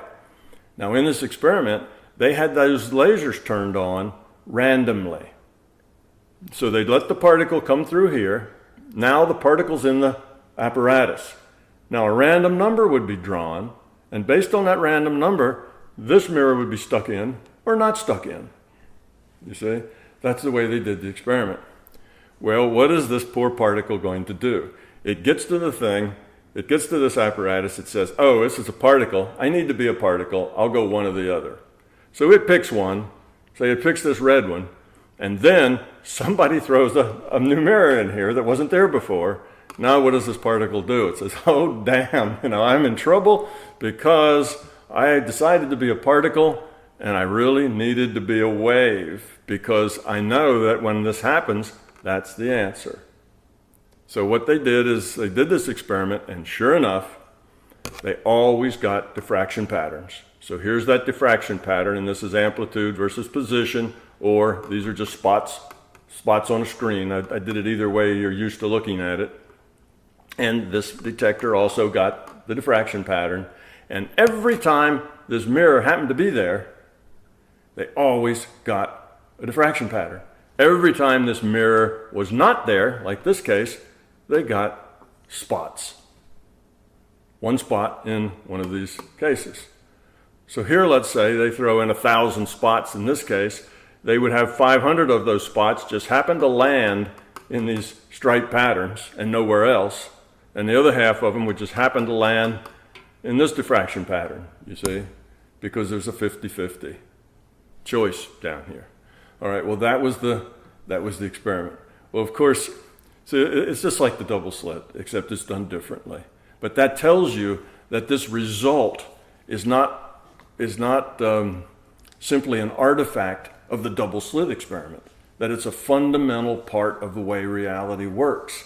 It works this way just like it does in the double slit in a completely different experimental setup. So we know it's not, well, you get those double slit results because something funny about that double slit experiment. Well, we get the same results here, and this has nothing to do with double slits.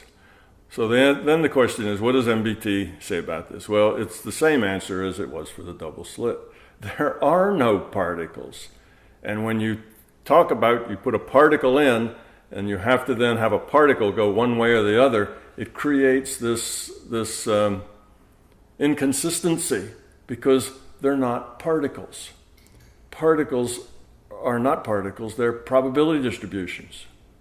So you have it, and that means it's just a probability of a potentiality.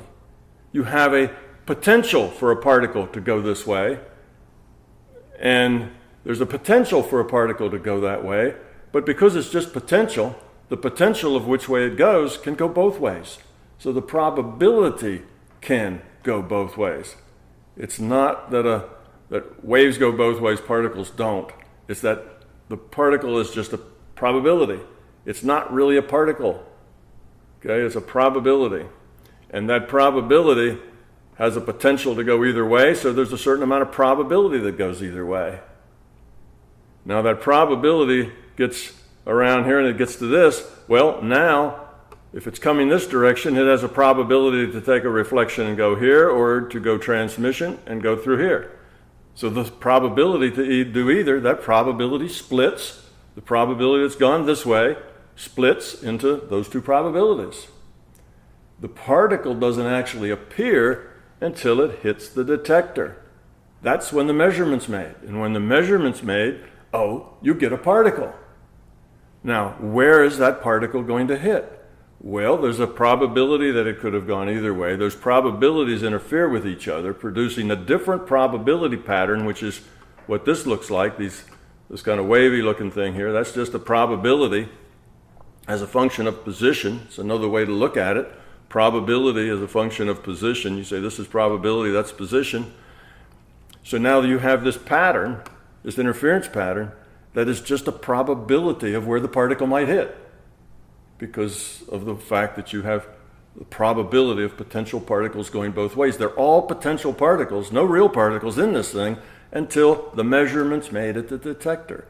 So the first sign of a real particle is when that detector gets something. So you fire a particle, and one of these two detectors will get a hit. You fire a particle, one of these two detectors will get a hit. Just one of them. Fire a particle, one of these two get hit. And you do that. Fire 1,000 particles, and about half of them will have ended up in this detector, and about half of them will end up in this detector, and the half that end up in this detector make a diffraction pattern, and the half that end up in that detector also make a diffraction pattern. You see, so that's the thing. So when that particle hits here, suddenly the probability has to collapse to a real particle. So you have this probability function that looks like this, and you say, all right, where's the particle going to hit? Here's all the places it could probably hit. It hit at this peak and that peak, but what about these things in between the peaks? They're zero, no probability of hitting there. So the way the system works is when it hits the screen, now we have to have a measurement of something that's in the real world. Now we get a particle. The way that works is the system takes a random draw from that probability distribution. It just randomly draws out of this distribution, and when it makes that random draw, it goes, okay, particle, random draw, you go here, and it puts it there. The next one does a random draw and says, okay, you go there. And another random draw from a probability distribution says, you go over here. So you fire one, and you only get one out. But that one will either be here or here, and it'll always land in a pattern of a distribution, because that's the distribution of probability, you see. So that's the way it works, and that's what MBT says about it. It's the same explanation for the double slit. And the reason that it's interesting is for a couple of reasons. One, Wheeler said this many decades ago. He was convinced that reality was information, and that means that this was a virtual computed reality. Very smart man. People should have paid attention to him. And they couldn't do it until recently, and when they do, it turned out just as Wheeler predicted, because he said it won't matter what the state is in when it comes out, because sometimes they left this thing in. You see it down here. They left this half-silver mirror in, let the particle come in. It knew now it should have been a wave, but before it got to the end, it pulled that mirror out, and now it had to be a particle. You see, it did the reverse too. That's why the random number could put this in or pull it out. So it works both ways, and Wheeler said it doesn't matter. He says whenever it happens to be in when the particle gets there, you'll get a diffraction pattern, and whenever it happens to be out when the particle gets there, you'll get these two piles. And the only way that works is if particles are not particles, because particles can't do that. Therefore, a materialistic view of the world as it's built up of particles is nonsense. It does not work that way, and this experiment and the double slit basically tell physicists is that the materialistic view, the material reductionism, that everything is built up of particles, and all the little particles make bigger particles, the subatomic make atomic particles, which make molecules, which make stuff. So everything's built up of these particles. It's nonsense. That materialistic view is just wrong, and these experiments show that it is wrong. Particles aren't particles. Tom, as Professor Truscott said, it proves that measurement is everything. At the quantum level, reality does not exist if you're not looking at it. And what he meant when he said when you're not looking at it, he means if you're not taking a measurement. if you're not making a measurement which requires a particle to come in, you see. And I hope that eventually that will happen. We've been speaking of an experiment done by Australian National University, and that is very recent, that is 2015. But back in 1999, there was another experiment that you're familiar with, a delayed choice quantum eraser experiment. This was done by physicists at the University of Maryland and Texas A&M University, Marlon Scully at Texas A&M University. A delayed choice experiment was proposed by Scully and Joule in 1982. Now, Kim and Kulik and Shi and Scully conducted this experiment in 1999. Tell me what you know about this experiment and also what the significance is of this. Okay. This experiment is a delayed choice eraser. Just as this might be called a delayed choice eraser, the thing that Wheeler proposed. They're just two very different kinds of experiments. Now, what they did and why it was important was that back in the 1920s, when quantum mechanics was showing itself to be very weird, and when scientists were shaking their heads and trying to figure out a way that this could have a materialistic explanation so that it fit in like everything else, that was materialistic. They were looking for that very hard. Some of them proposed, they said, well, the reason that when you have the particles and you don't have which way information, that you get this probability distribution that is called the diffraction pattern. If you then measure the which way information, that diffraction pattern goes away. Okay? They call that decoherence, and that decoherence causes you to just get a pile of particles in a spot, one behind each slit. Okay? Now, that didn't seem to happen for any good materialistic reason. Okay? It happened for reasons that nobody could put their finger on, and it showed that because it happened that way, materialism was wrong. Well, a lot of people said, oh, we have to get out of this. We have to show that materialism is right.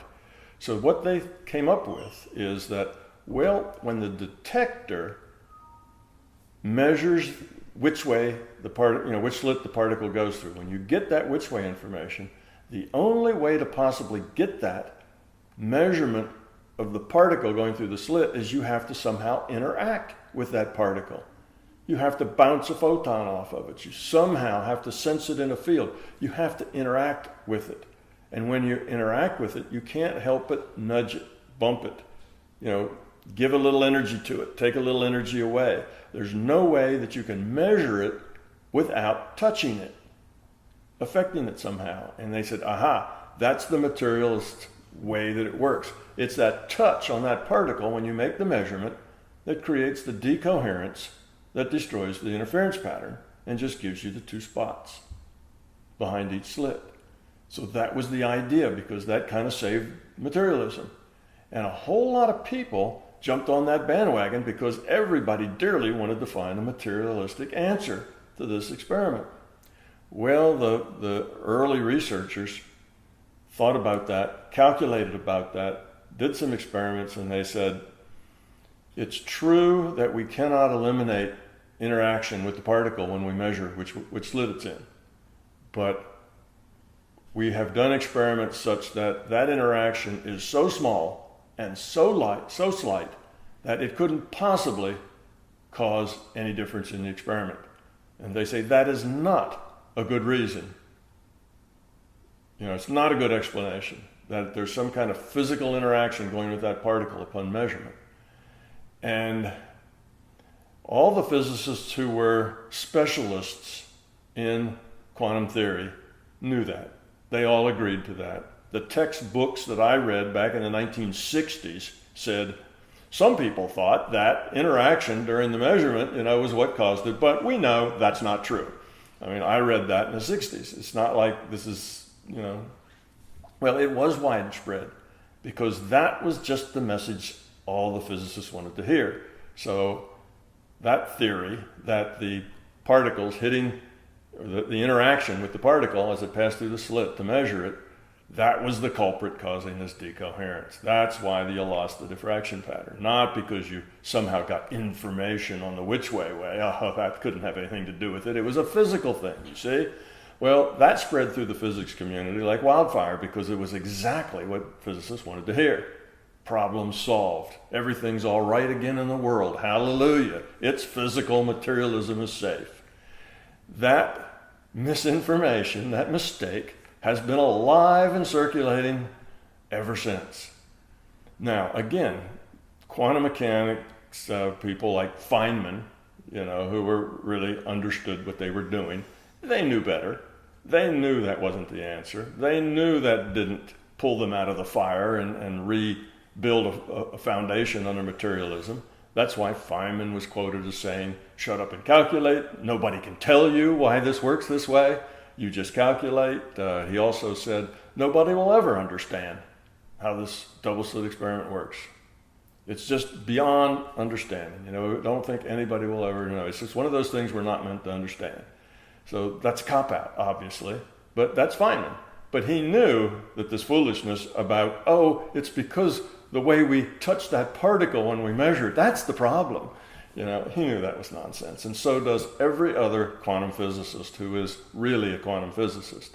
Now, every physicist takes quantum mechanics, just like every doctor takes certain level of medical courses.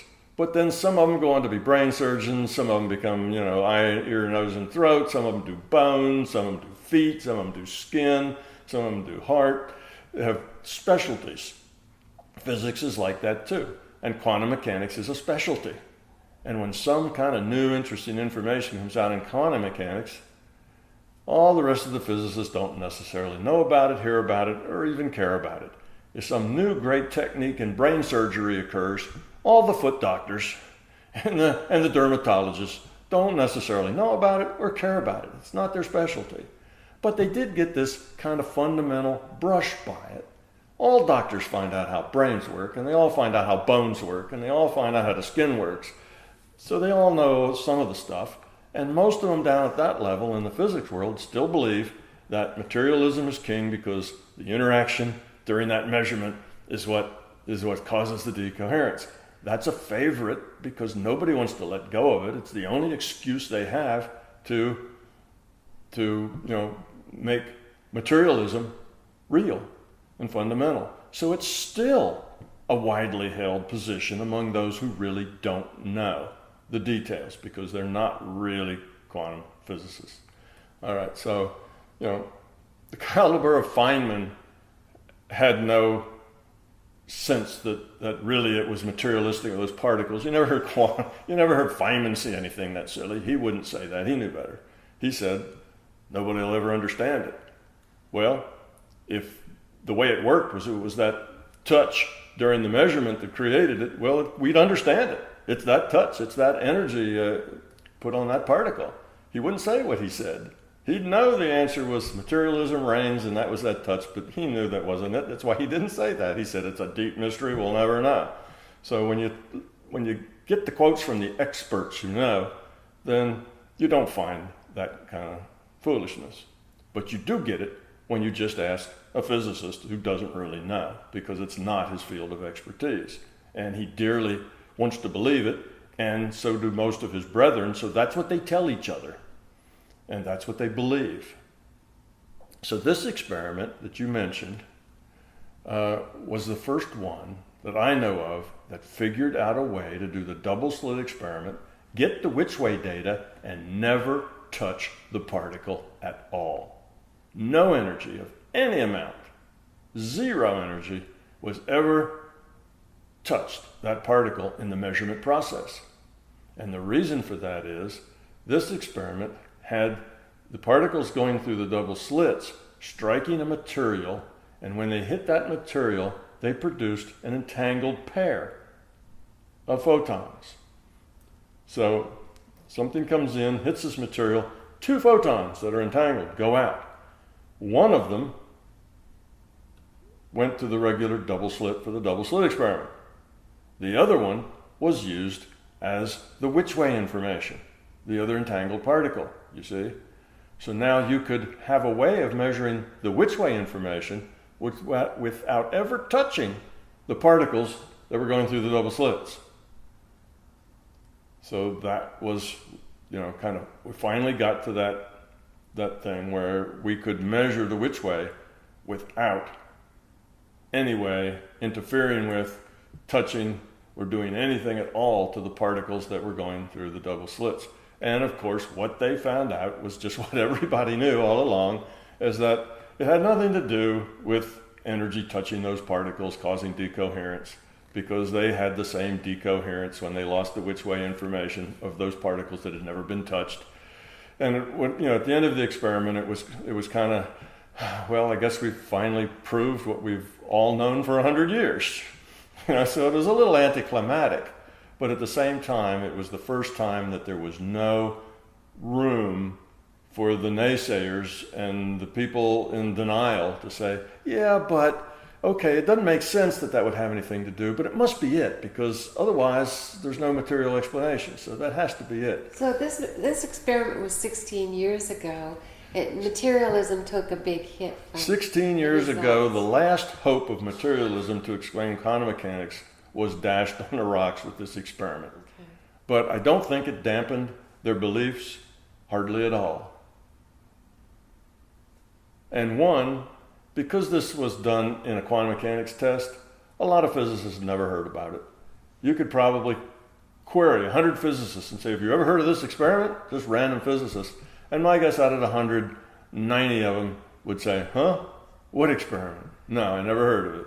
Because it's not their field.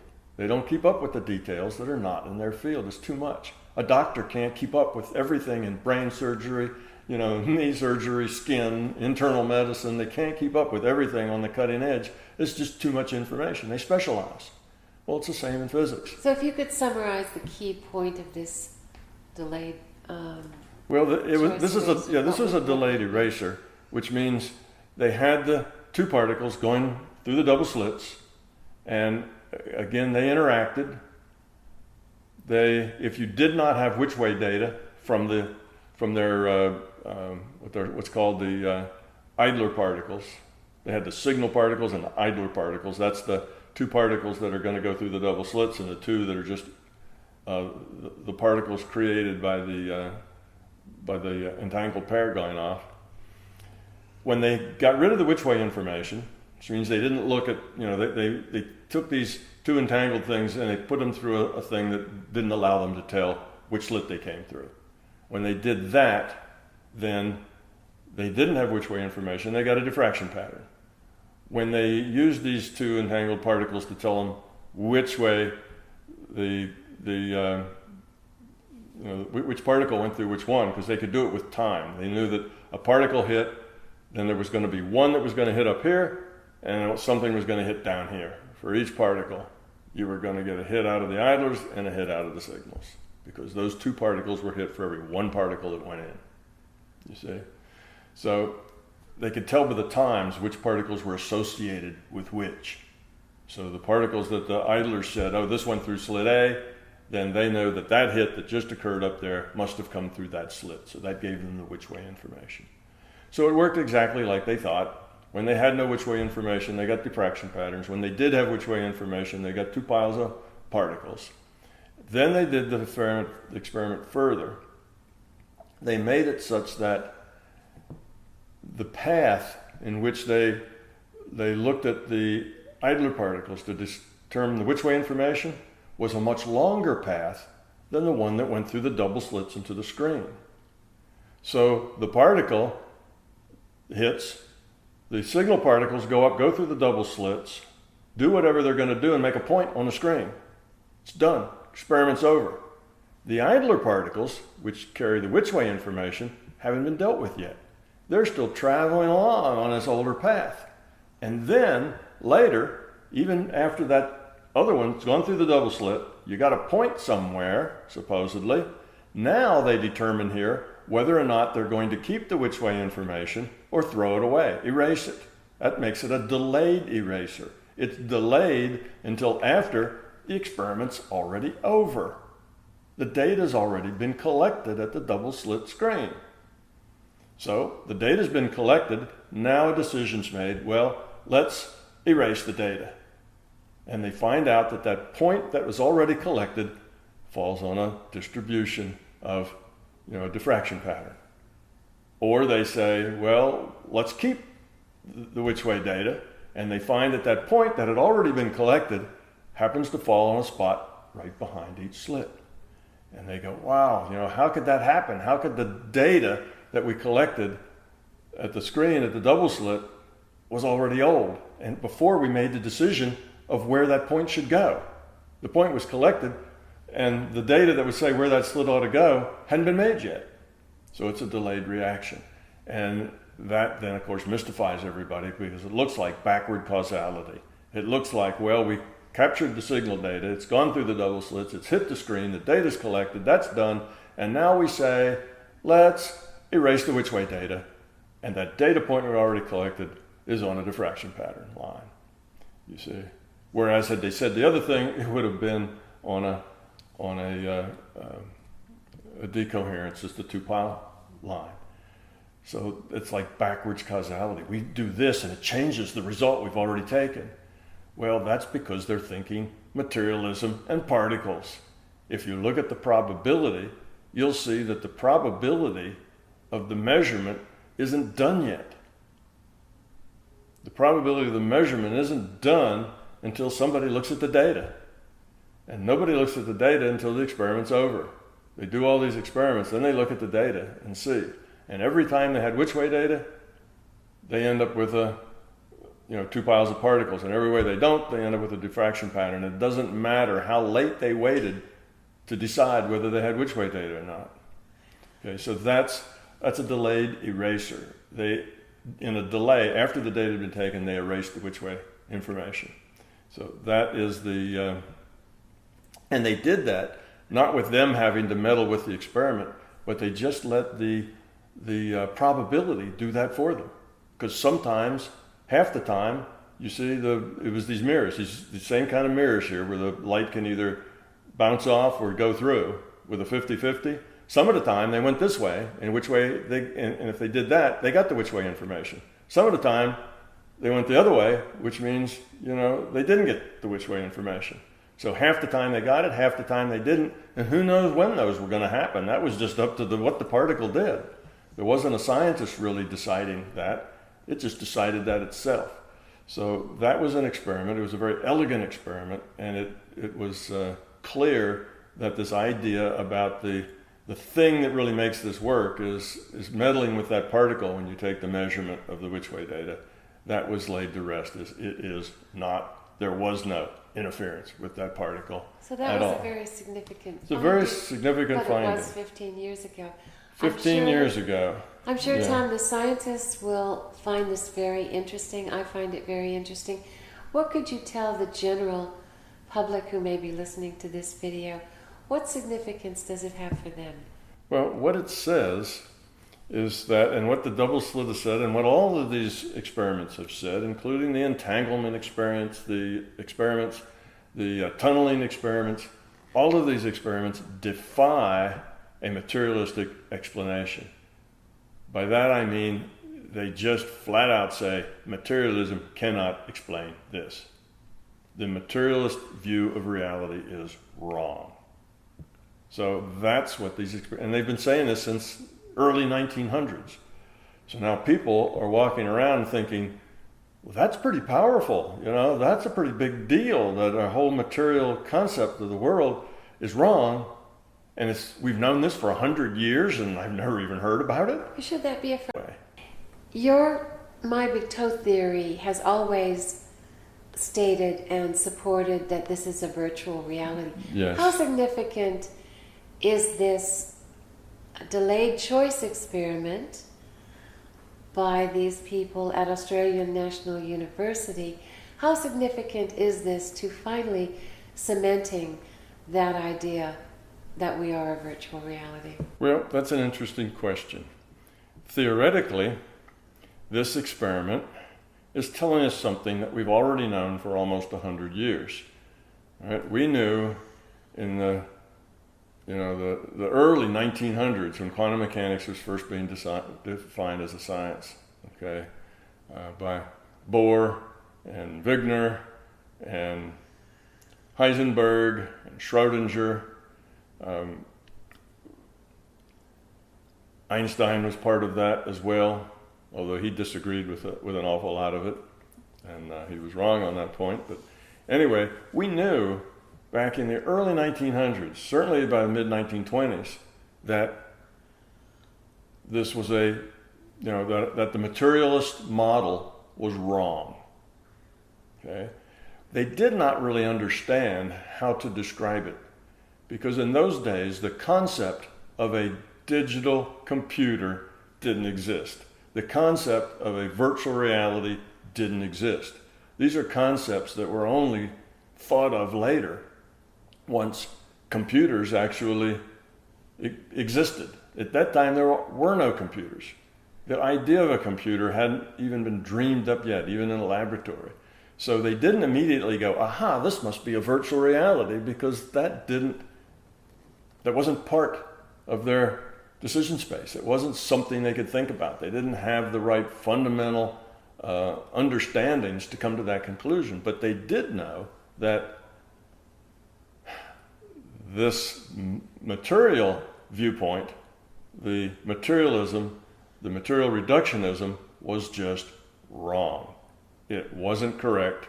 They tried to think about what could possibly be correct. They understood that it had to do with making the measurement. It's when you make the measurement that the particle exists. And this became known as the measurement problem. Because why should a particle exist because you make a measurement, you see? And in your sense, what you said is because you looked. It's there because you look at it. You make a measurement. So you get the data. That was known to be a fact. It couldn't be explained. And the concepts that would explain it were many decades away. You see, now what's the significance? Well, the significance is that, one, John Wheeler, who finally, he started out, he was with these guys. John Wheeler was a young man. He was one of the junior members of this group of Heisenberg and Bohr and Einstein and the rest of them. He was there shoulder to shoulder with those guys, but he wasn't one of the old hands. He was one of the young guys. And in the beginning, he took the view that everything's particles, and he went through a couple of iterations of different viewpoints, but at the end, he was convinced that everything is information, that it is indeed a virtual reality. He didn't die until 2008. So he had the ideas of virtual realities and information and computing and all that sort of stuff. It was something now that he understood, and he put all that together. That's when he coined the term it from bit, the universe, the physical reality from information.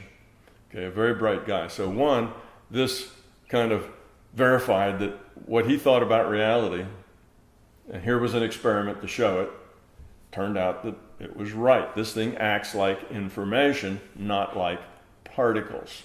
See, the probability is information. Particles are something different. They're hard little things in this reality. They're different. Okay, so that's one thing. It verified that that's a good idea that he had, that this is information. The experiment said, yea, verily, no particles, yes, information in the form of probability, which then quantum mechanics defines as probability waves, and then the probability waves collapse to make a particle. See, so that is good. The other thing is that when you did this experiment, it also showed that it wasn't just something quirky about the double slit experiment that produced these kinds of results. Well, here's another experiment that doesn't have any double slits in it, and the same stuff happens for the same reason. You see, it's just a different kind of experiment, which tells you that that kind of an effect is fundamental. It's not a quirk of this experimental setup. It's fundamental to reality. So that was an important thing that it did. But now let's look at it from more of a philosophical viewpoint. What is it a big deal or not? Well, probably not as big a deal as it should be. And that's because it has told physicists what they have actually known for almost 100 years. So they knew this in the 1920s, and now we're at 2015. It's almost 100 years have gone by, and they have known that materialism is wrong, and that this new idea of virtual reality answers all the mail. It answers the questions, it explains how the experiment works, it gets the right answers, and one of their very best, John Archibald Wheeler, he was all the way behind it, and he was one of the better minds in physics. Like I say, a lot of the better minds in physics that followed were his students. So he was quite the man, quite the physicist, and he came to this conclusion. But anyway, physics, like anything else, is populated by people. And people everywhere run their lives out of their fear, their ego, their beliefs, and their expectations. That's just how they run their lives. And scientists, who are supposed to be in the pursuit of truth, often redefine the pursuit of truth as the pursuit of their beliefs. In other words, their beliefs must be true because that's their beliefs. They believe them. Well, if it doesn't suit their belief, if it's contrary to their belief, then it must not be true. It's just that simple, you see. So when they hear something like this, and it says, materialism isn't right, they go, yeah, well, I see that says that, but there's just something we don't understand yet. This will all work out later. It's just a problem we don't understand. It looks like materialism isn't right, but we know it is. And that means, in psychological terms, that's called denial. They just deny the facts because, like they say, it's an inconvenient truth. If they admitted that, they'd have to admit that their whole basis of how they see the world is wrong. Their whole belief system that's been around since Newton is wrong. And they don't want to go there because they've invested their lives in this being a materialist, deterministic reality. Well, you did say that Einstein didn't quite believe all of the findings of the Copenhagen, the Copenhagen interpretation. But he did say, this is an illusion, albeit a persistent one. Mm-hmm. Do you think he was referring to... he did. As he got older and the experiments came in, Einstein wasn't a dumb guy, and he wasn't trapped by his beliefs. He saw that the things that he believed wouldn't happen, happened. The EPR experiments stand for three physicists who had some experiments. Einstein was one of them. Einstein was the E of the I think it was ERP, Rosenberg and Podolsky experiments. Podolsky, yeah. Anyway, they said entanglement will never happen. That's ridiculous. Of course, experiments showed that entanglement happened. So Einstein was not trapped by his beliefs, and he went back and said lots of things that indicated, wow, materialism isn't the right answer, but I have no idea what the right answer is. And he saw that you only got particles when you did measurements. And he looked at that and he said, well, that means that consciousness takes consciousness to make a measurement. Consciousness sends for the data. Well, that's right, it does. And when consciousness sends for the data, it gets some data, and the data is based on probability. And he knew all that, and he said, well, somewhere at the root of this, it has something to do with consciousness, but I have no idea what the fundamentals look like. And that's a quote that I give in one of my things from Einstein. I didn't quote it exactly, but I paraphrased it. It was something like that. So Einstein wasn't the, I deny it, it can't be that way, oh, they must have made a mistake. He wasn't that foolish. He said, yep, it's not the way I thought it is, and I have no idea. And of course, nobody else did either. At that time, nobody had any idea about how it might work. Because again, virtual reality was not a thinkable thought at that time. They just knew that it was probability, had to do with consciousness. They had all the pieces, but they didn't have the structure, the philosophical and the what do we call theoretical structure to hang it on until that didn't show up until later. That's why Wheeler, who was one of the young guys, he lived long enough that he got it. See, later in life, in the beginning, he was with them. This can't be, something's wrong here. And then later in life, he saw the connection and said, yes, virtual reality, it from bit. And it surprised a lot of people because he stood out among physicists for two reasons. One, he was brighter and more productive than almost any of them. And two, he held these ridiculous ideas that couldn't possibly be right. Well, those two things don't go together. If you're the smart guy, your ideas aren't the ridiculous ones, you see. But that was, so this is kind of vindication, after his death, that he really was right all along. So when it comes to what effect is it going to have in the world of physics, well, what it's going to do is it drives one more nail in the coffin of materialism. But because the vast majority of scientists, not just physicists, biologists, chemists, physicians, left-brain people in the world, technical people, the majority of them believe life must be material and that somehow the brain creates consciousness. I mean, look at consciousness researchers. Every one of them that is academically viable, is working at a university and getting a paycheck from a university, are all trying to show how the physical reality creates consciousness. They're all trying to show how the elf creates the player. Now we look at that and we say, well, that's ridiculous. The elf doesn't create the player at the computer, and the elf doesn't create, the server. The elf is the product of those things. The elf's the product of the server, and it makes choices based on the player. And all of these consciousness researchers want to prove that the elf actually creates the player, because that's the materialistic answer.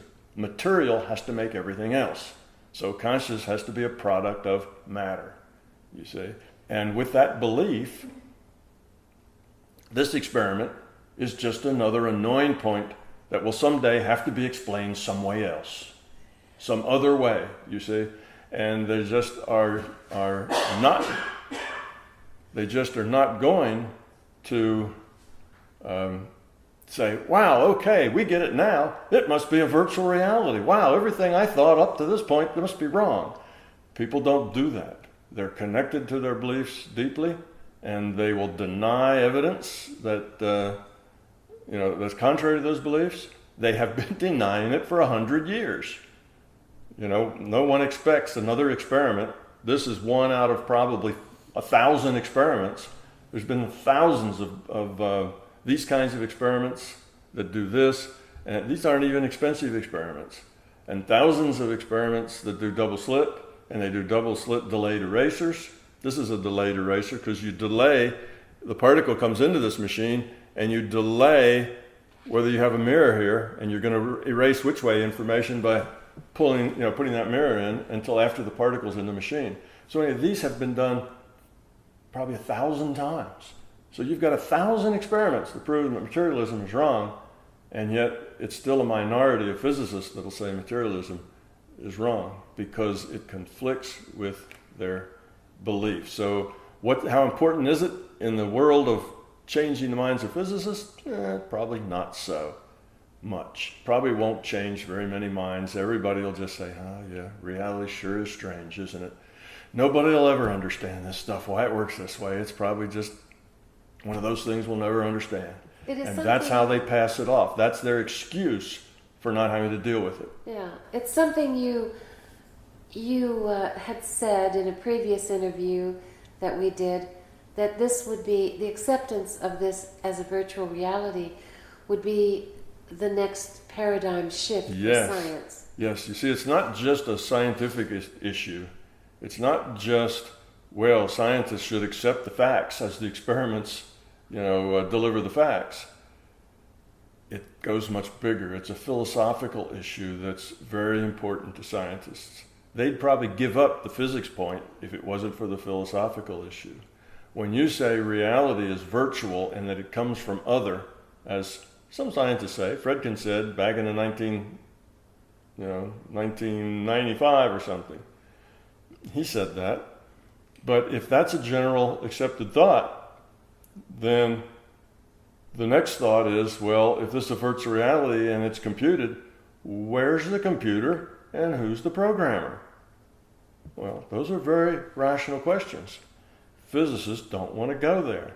They see who's the programmer and where's the computer as going back to the bad old days when the religious high priests were in charge, not the technical high priests being in charge. That's going back to them in the age of superstition and foolishness, you see? So their physics is taking them to a place that they can't go. They don't want to go. And that's why they're being so stubborn. It's not just that they're bad scientists and refuse to look at the facts. That's true. They are bad scientists because they refuse to look at the facts. But they don't want to look at the facts because they don't like the implications of the facts, that this is computed in a non-physical reality that must be non-physical to us because we're the virtual reality. Therefore, the server must be non-physical, and the player, the consciousness, our consciousness that makes the choice, must be non-physical. So now they're saying, oh, we people here, we're just the avatars. And the real us is in another reality frame that's non-physical to us. And the computer that set all this up is in a frame that's non-physical to us. Suddenly this non-physical reality is major and fundamental, and we here in this physical universe are a product of it and not fundamental. Ooh, that's what the Pope was trying to tell us in the 10th century, right? And we don't want to go back there. We don't want the religious wars. We don't want all that nonsense loose in the world. We like this deterministic material reality that we understand are in charge of, and we're not going to let it go just because some experiments are showing that it's wrong, you see. So that's their problem. I think you and it's because they don't see that in order to move forward, they have to accept that this is a virtual reality. But then they can understand it like I do in terms of my big toe. It's still science. We don't have to go to a little old man with a long white beard playing with these pet people who is also a great programmer. That's not the logical inference. It doesn't go there. It goes to a larger consciousness system that is aware, that is a digital information system that is trying to evolve. It's finite, it's not infinite, it's real, it's imperfect, and it's just trying to survive like anything else that's trying to evolve. It's just trying to adapt to its environment, internal and external. So that's what's going on. We're part of this system. We're a piece of this larger consciousness system. And how does a digital information system evolve? By lowering its entropy, by creating more information out of random bits. That's how you lower information, or lower your entropy if you're a system. That's how information systems evolve. And we are part of that evolution. We, not we the body, we the consciousness who are playing these body avatars, you see, we the consciousness are trying to make choices, and by those choices, we evolve our own individuated unit of consciousness, and since we're a part of the whole thing, we're helping the whole thing evolve. That's it kind of brings it back to why is it like this? Where does it come from? Who's the programmer? Well, the programmer is just a larger consciousness system. What's that? It's just a natural information system that is aware, and it's evolving. It's in a state of becoming, as are we, and it's changing, imperfect, real, finite system. So it doesn't lead to theology in the sense of the old days. What it does is it takes the theology of the old days and gets rid of all the dogma and all the creeds and all the belief stuff and turns it into something scientific, you see? So it's not that they should see science de-evolving back to the 10th century. They need to see that all that religion needs to evolve up to science that now understands the larger reality. And then it's more of one happy family then. It's not the scientists over here and the religious people over there, and they don't like each other and they think each other are fools and so on. It's not that combative thing. What it is that, oh, we get it now. Yeah, there's a larger consciousness system. Consciousness is a thing. It's non-physical to us. We have a non-physical part. Oh, what do we call that? Well, if you're religious, you call it a soul. If you're not religious, it's just a non-physical part, because that's our consciousness. We're just this avatar body. So now everybody starts to agree, and the only thing that gets left in the dust is the dogma, the creeds, the rituals. All of that stuff gets ejected because it doesn't play. All the positive parts of people's beliefs are still there. Right. All of the different cultural aspects to what people experience or see as a sure. larger consciousness system is still there. It's just that this is a more cohesive, bigger picture Exactly. view of it. Yes, I asked a bunch of PhD theologists in Atlanta. We were in a panel together, and I asked them, I said, can you tell me what are the attributes of God that you, as you see it, as theologians? And these were all unity theologians, so they were not the most dogmatic type. They were probably the least dogmatic type. And they went out and they listed 5 or 6 or 8 or 10 attributes of God, and every one of them fit the description of the larger consciousness system, because they didn't have any attributes that were dogmatic. They didn't say things that were silly like, well, okay, God's a person that if you believe in him, he likes you, and if you don't believe in him, he doesn't like you. You see, that's just dogma. So they didn't say things like that, and the things they did say fit. So what happens is that religion and philosophy, the Buddha said, the physical world is Maya, is illusion. Well, that's a virtual reality description if there ever was one, right? So you can take, in Christianity, God is love. Well, there it is. You take a consciousness, and a very low entropy consciousness is love. That's what love is. It's about other, not about self. So what it does is it takes the religion and the philosophy, both East and West, and gives it a scientific structure to understand what the Buddha meant when he said everything was illusion in this physical world. What it meant when he said God is love. What did all these things mean? And suddenly you get, oh, I get it.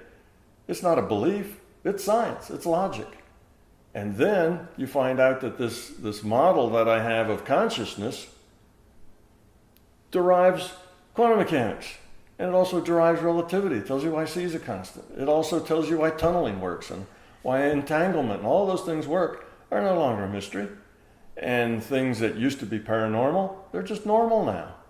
Well, not necessarily all of them. Some paranormal stuff was probably silly stuff, but a lot of the things, the fundamental things that fell in the paranormal group, such as telepathy, such as mental healing, the placebo effect, all those things, telekinesis. There's a lot of things that have been studied, and all those things have become facts in a larger understanding.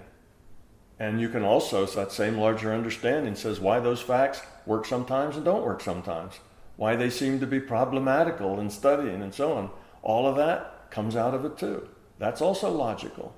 No, those things don't work the same way that this virtual reality works. They're based in a different reality frame. But anyway, everything comes out making sense.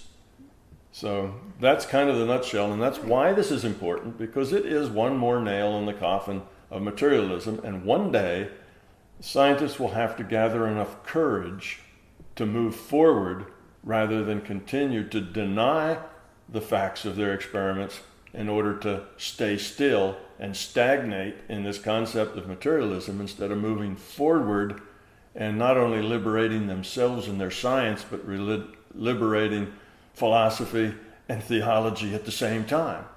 You see? Well, Tom, that's very interesting. And we're on the physics side, on the objective side.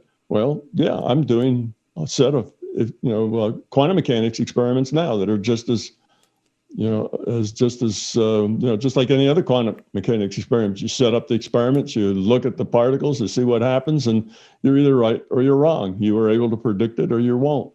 So the physics that I'm doing has a couple of experiments that will do things that have never been done before. It'll show us a piece of reality that nobody's really seen before. In other words, people for the last 100 years have been coming up with cleverer and cleverer quantum mechanics experiments to show, the weird science of quantum mechanics. Well, the ones I'm coming up with are just like that too. They're going to show the weird science. And that weird science has a good explanation of why it has to work that way. And like I said before, it'll offer evidence. And we always talk about evidence. We don't talk about proof in science.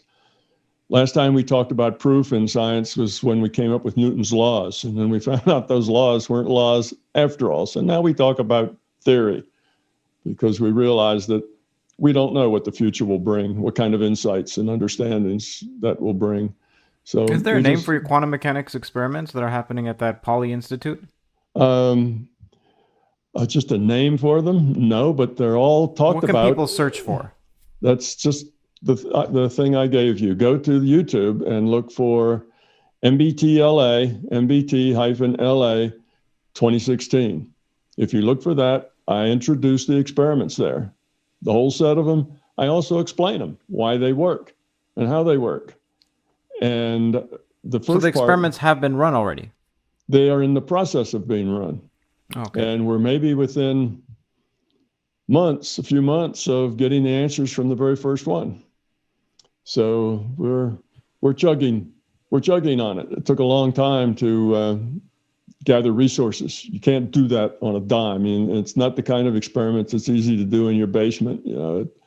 It's pretty sensitive stuff and takes some money to do the experiment. So first I did a Kickstarter to get the experiments done. And Kickstarter generated $236,000 to do the experiments. And we've been working on those ever since. So it's taken a while to find people who would do them.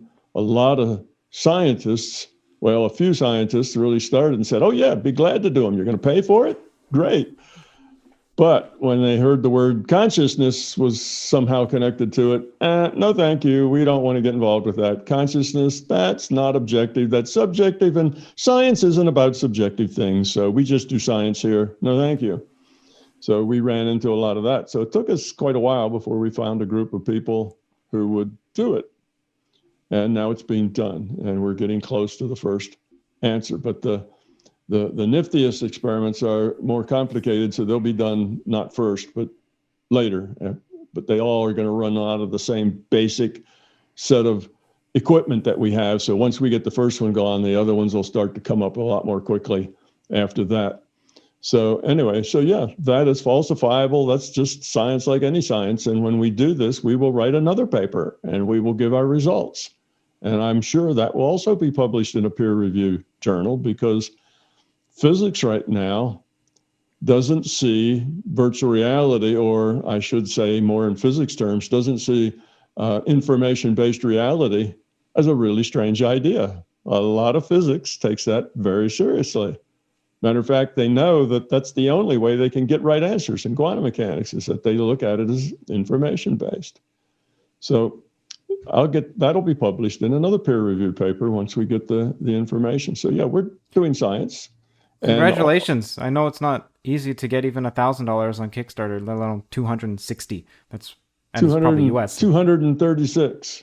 Okay, 236. 236. So we did pretty well. There were a whole lot of people who were very excited about that. Get that done, because it's very interesting. It's going to show. And is there something that this experiment predicts that standard quantum mechanics doesn't predict? Yes, matter of fact, this very first experiment we're doing runs very counter to what quantum mechanics says is true right now.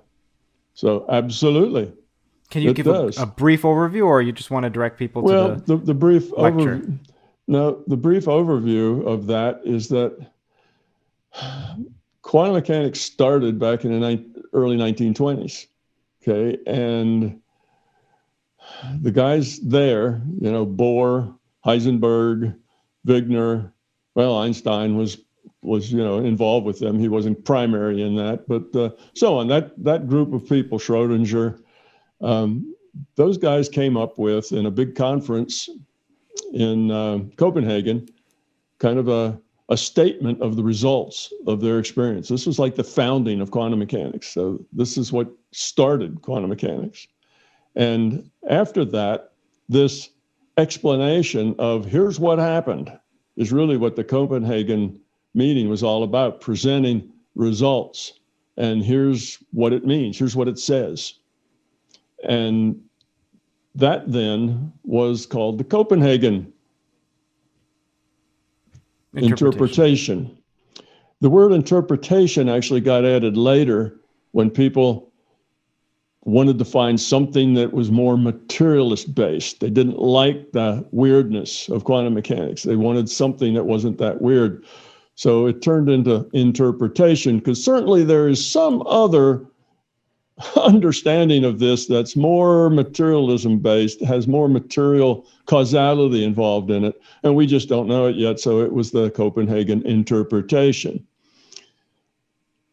That Copenhagen interpretation has been kind of left behind, and it now the explanation of that double slit has to do with entanglement, that the slits are entangled with the particle, and the whole experiment is all entangled with each other. And this is why, this is how the information gets captured. It gets captured in this entangled thing. And so they've changed it in order to make it more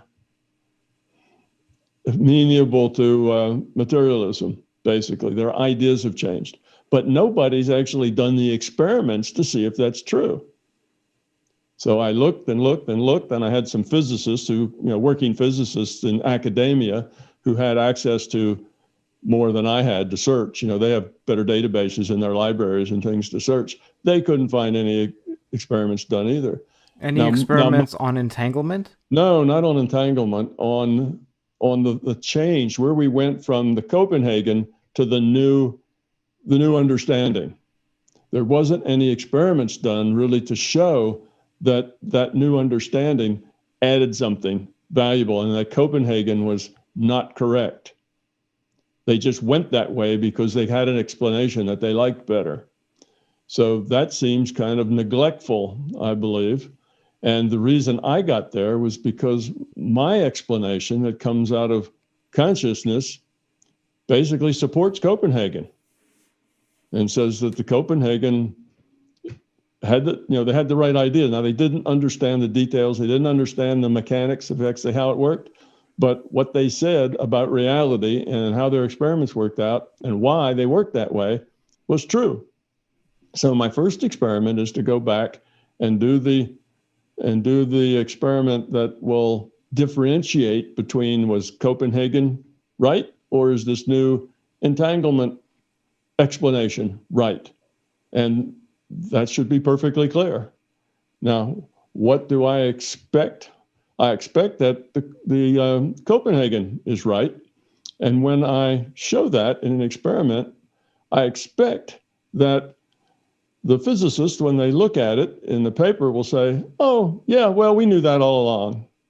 And they will do that. But yet they have turned and made other explanations that are quite contrary to that. But that's what they all used to think. The Copenhagen was the dominant idea right up until, 20 years ago or 30 years ago. That was the dominant, most accepted idea about quantum mechanics.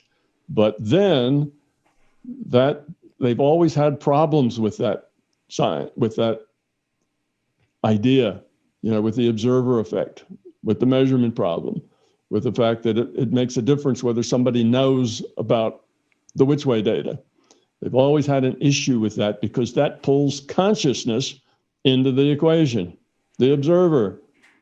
And being very ill at ease with that, they found a way to squeeze that out using entanglement instead. But this is a virtual reality. The reality exists only in the minds of the players. Just like World of Warcraft, there is no place where little elves run around and fight barbarians. It doesn't really exist. It only exists in the minds of the players. If there are no players logged on, that server serves nothing, has no output. The game only exists in the minds of the players. Well, if the game only exists in the minds of the players, then it's important that a player get some information, because that's how things come into that reality. The server sends a player and says, there's a rock here. Well, when that player sees that rock there, then that rock is now part of the game, and other players will see that rock there too. But that rock only exists because players get that rock in their information, right? Because the computer sends it to them. Well, that's why you have this observer effect. Reality only comes to us when it is observed, when a player gets the information. So that's the fundamental reason why there is this measurement problem and this observer effect. The observer is fundamentally important because the reality only exists in the minds of the players. So I get to the same idea that the Copenhagen group did. And since then, like I say, physics left that idea behind, because consciousness and physics just was like gasoline and water, or oil and water. They didn't like it, so they came up with something else. But they came up with that something else without, in other words, we have an alternative explanation. But that alternative explanation doesn't, kind of denies this observer effect. And I'm going to show that it does work the way that they said about it before. So my experiments should confirm the Copenhagen and show that the entanglement way of explaining it is wrong, is not right. So that's what they're going to do. So yeah, it's going to, so that'll be the first experiment. That's the easiest experiment to do. So that's, well, good luck with that. I'm excited to see the results. Yeah. So yeah, this theory is not, just woo-woo that's made up because it sounds good, and, only people with weak minds and New Agers, take it seriously. This is real science, and it's based on logic. It does real physics, and it can explain to you why you feel the way you do, and why your life is the way it is. So and what it is you need to do next. What's your purpose here? So it does all of that. That makes it a big toe rather than a little toe or a tiny toe. Well, good afternoon, Tom, and thank you for allowing me into the lab. We call it the lab, this meeting with our team leaders. We're waiting on Farbod. He may join us, but in the meantime, we have David with us, one of the other team leaders. Since Tom's audience is growing very rapidly, I thought I would give a little bit of a background as to how this all started, and also the transparency for CUSAC. Transparency is important to CUSAC, Tom's Center for the Unification of Science and Consciousness. It's a nonprofit organization. So let me refresh our physics community and CUSAC supporters on the beginnings of the search for scientists to conduct these experiments Tom has designed.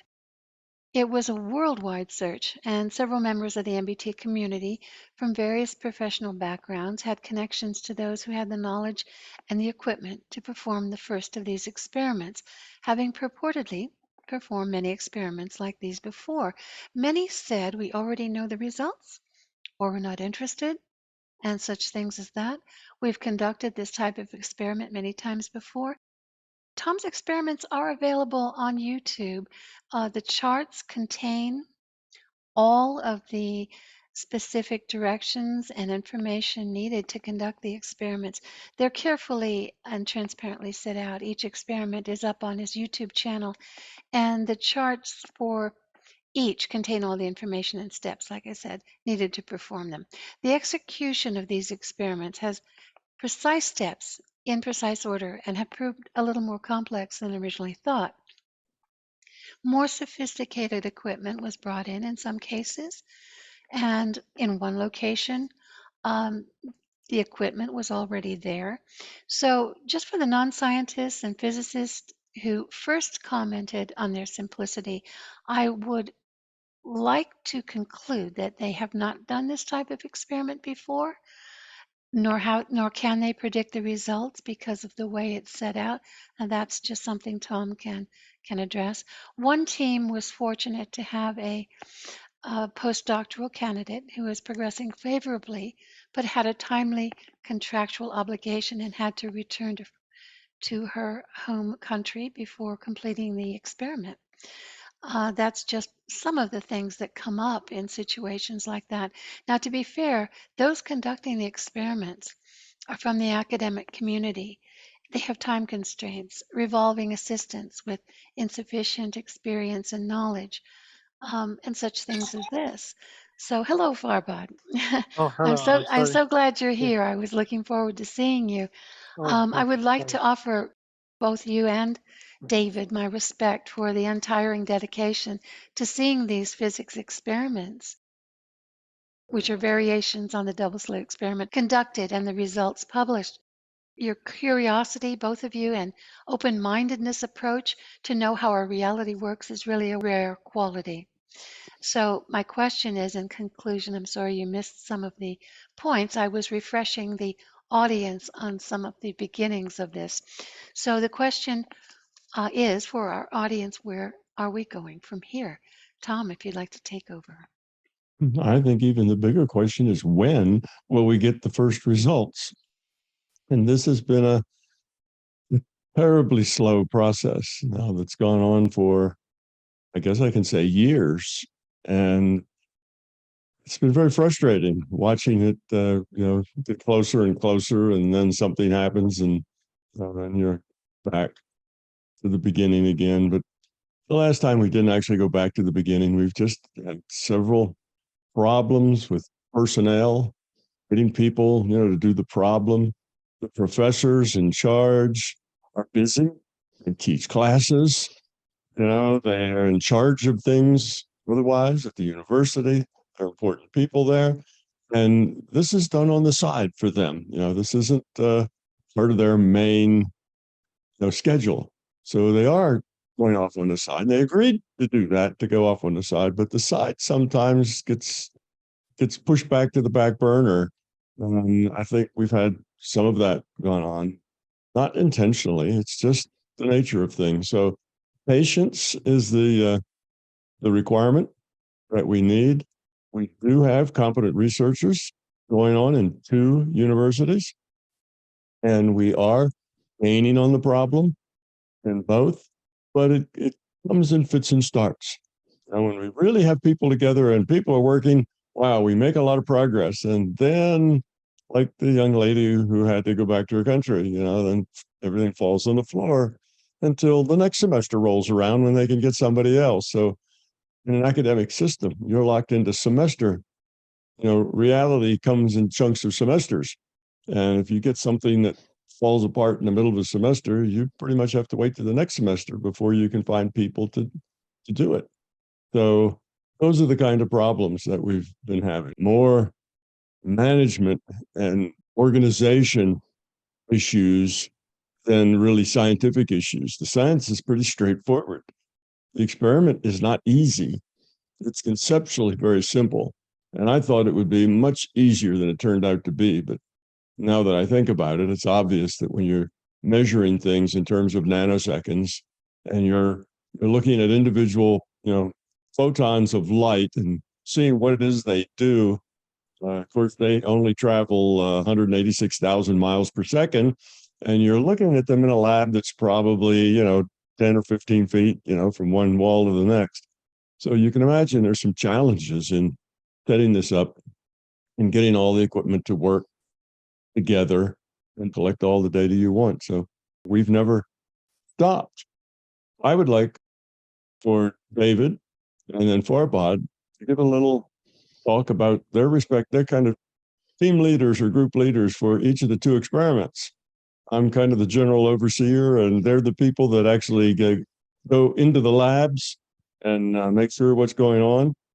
So, David, tell us a little bit about where we are and the big one. When do you think we might get done? Thanks, Tom.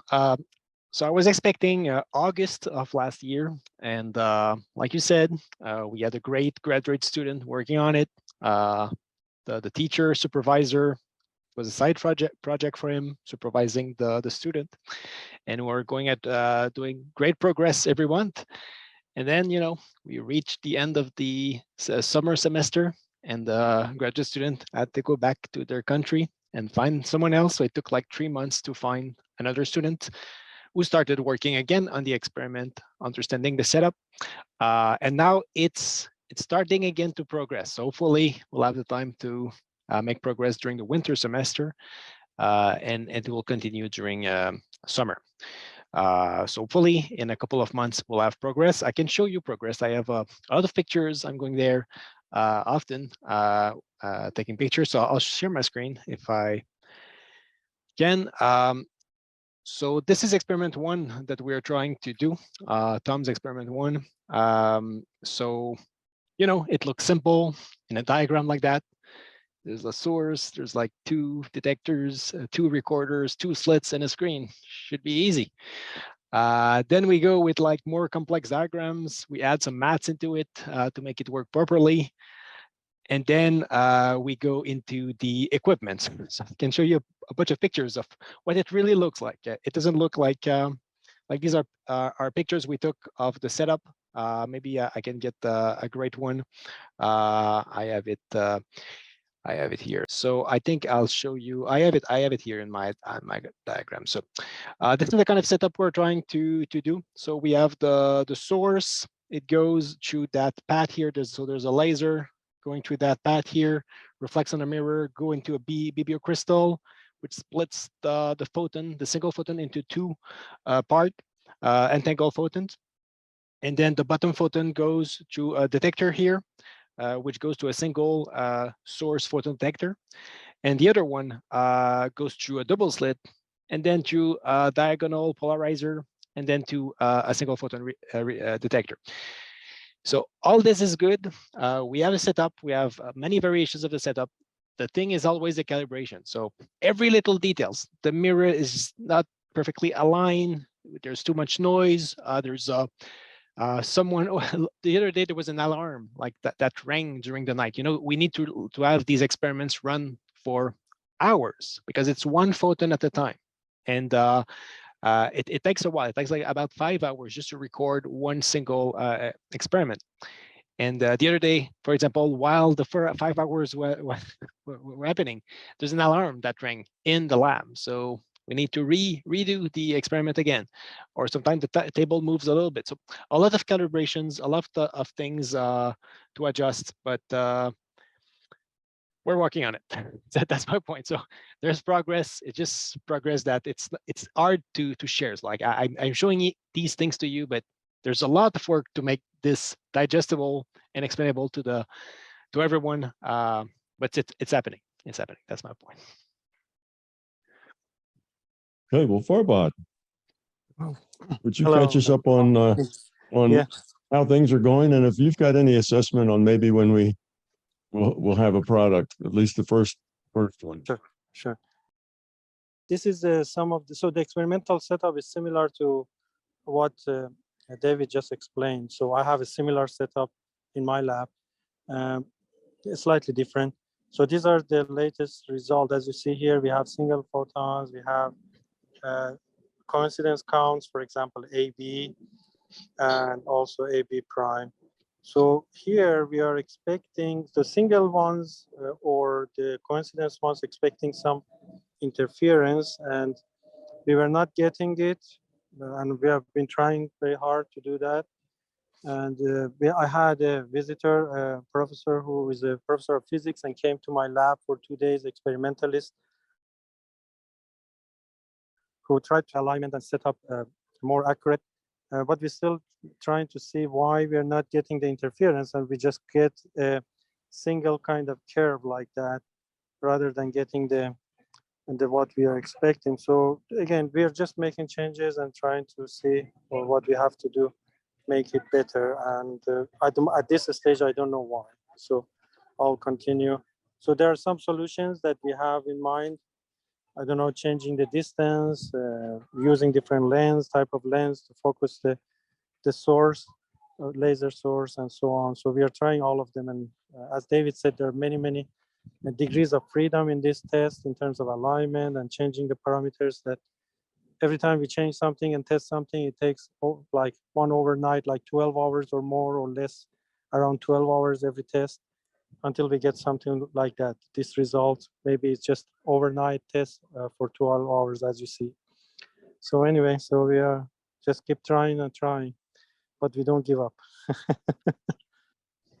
So you've heard it from the guys who are closest to it as it happens on the ground. We are working on it still. Now, in Farbad's case, we're not getting the kind of clear interference pattern that we need. We see a bit of an interference pattern. We can see that, but it seems like it's got a lot of noise in it.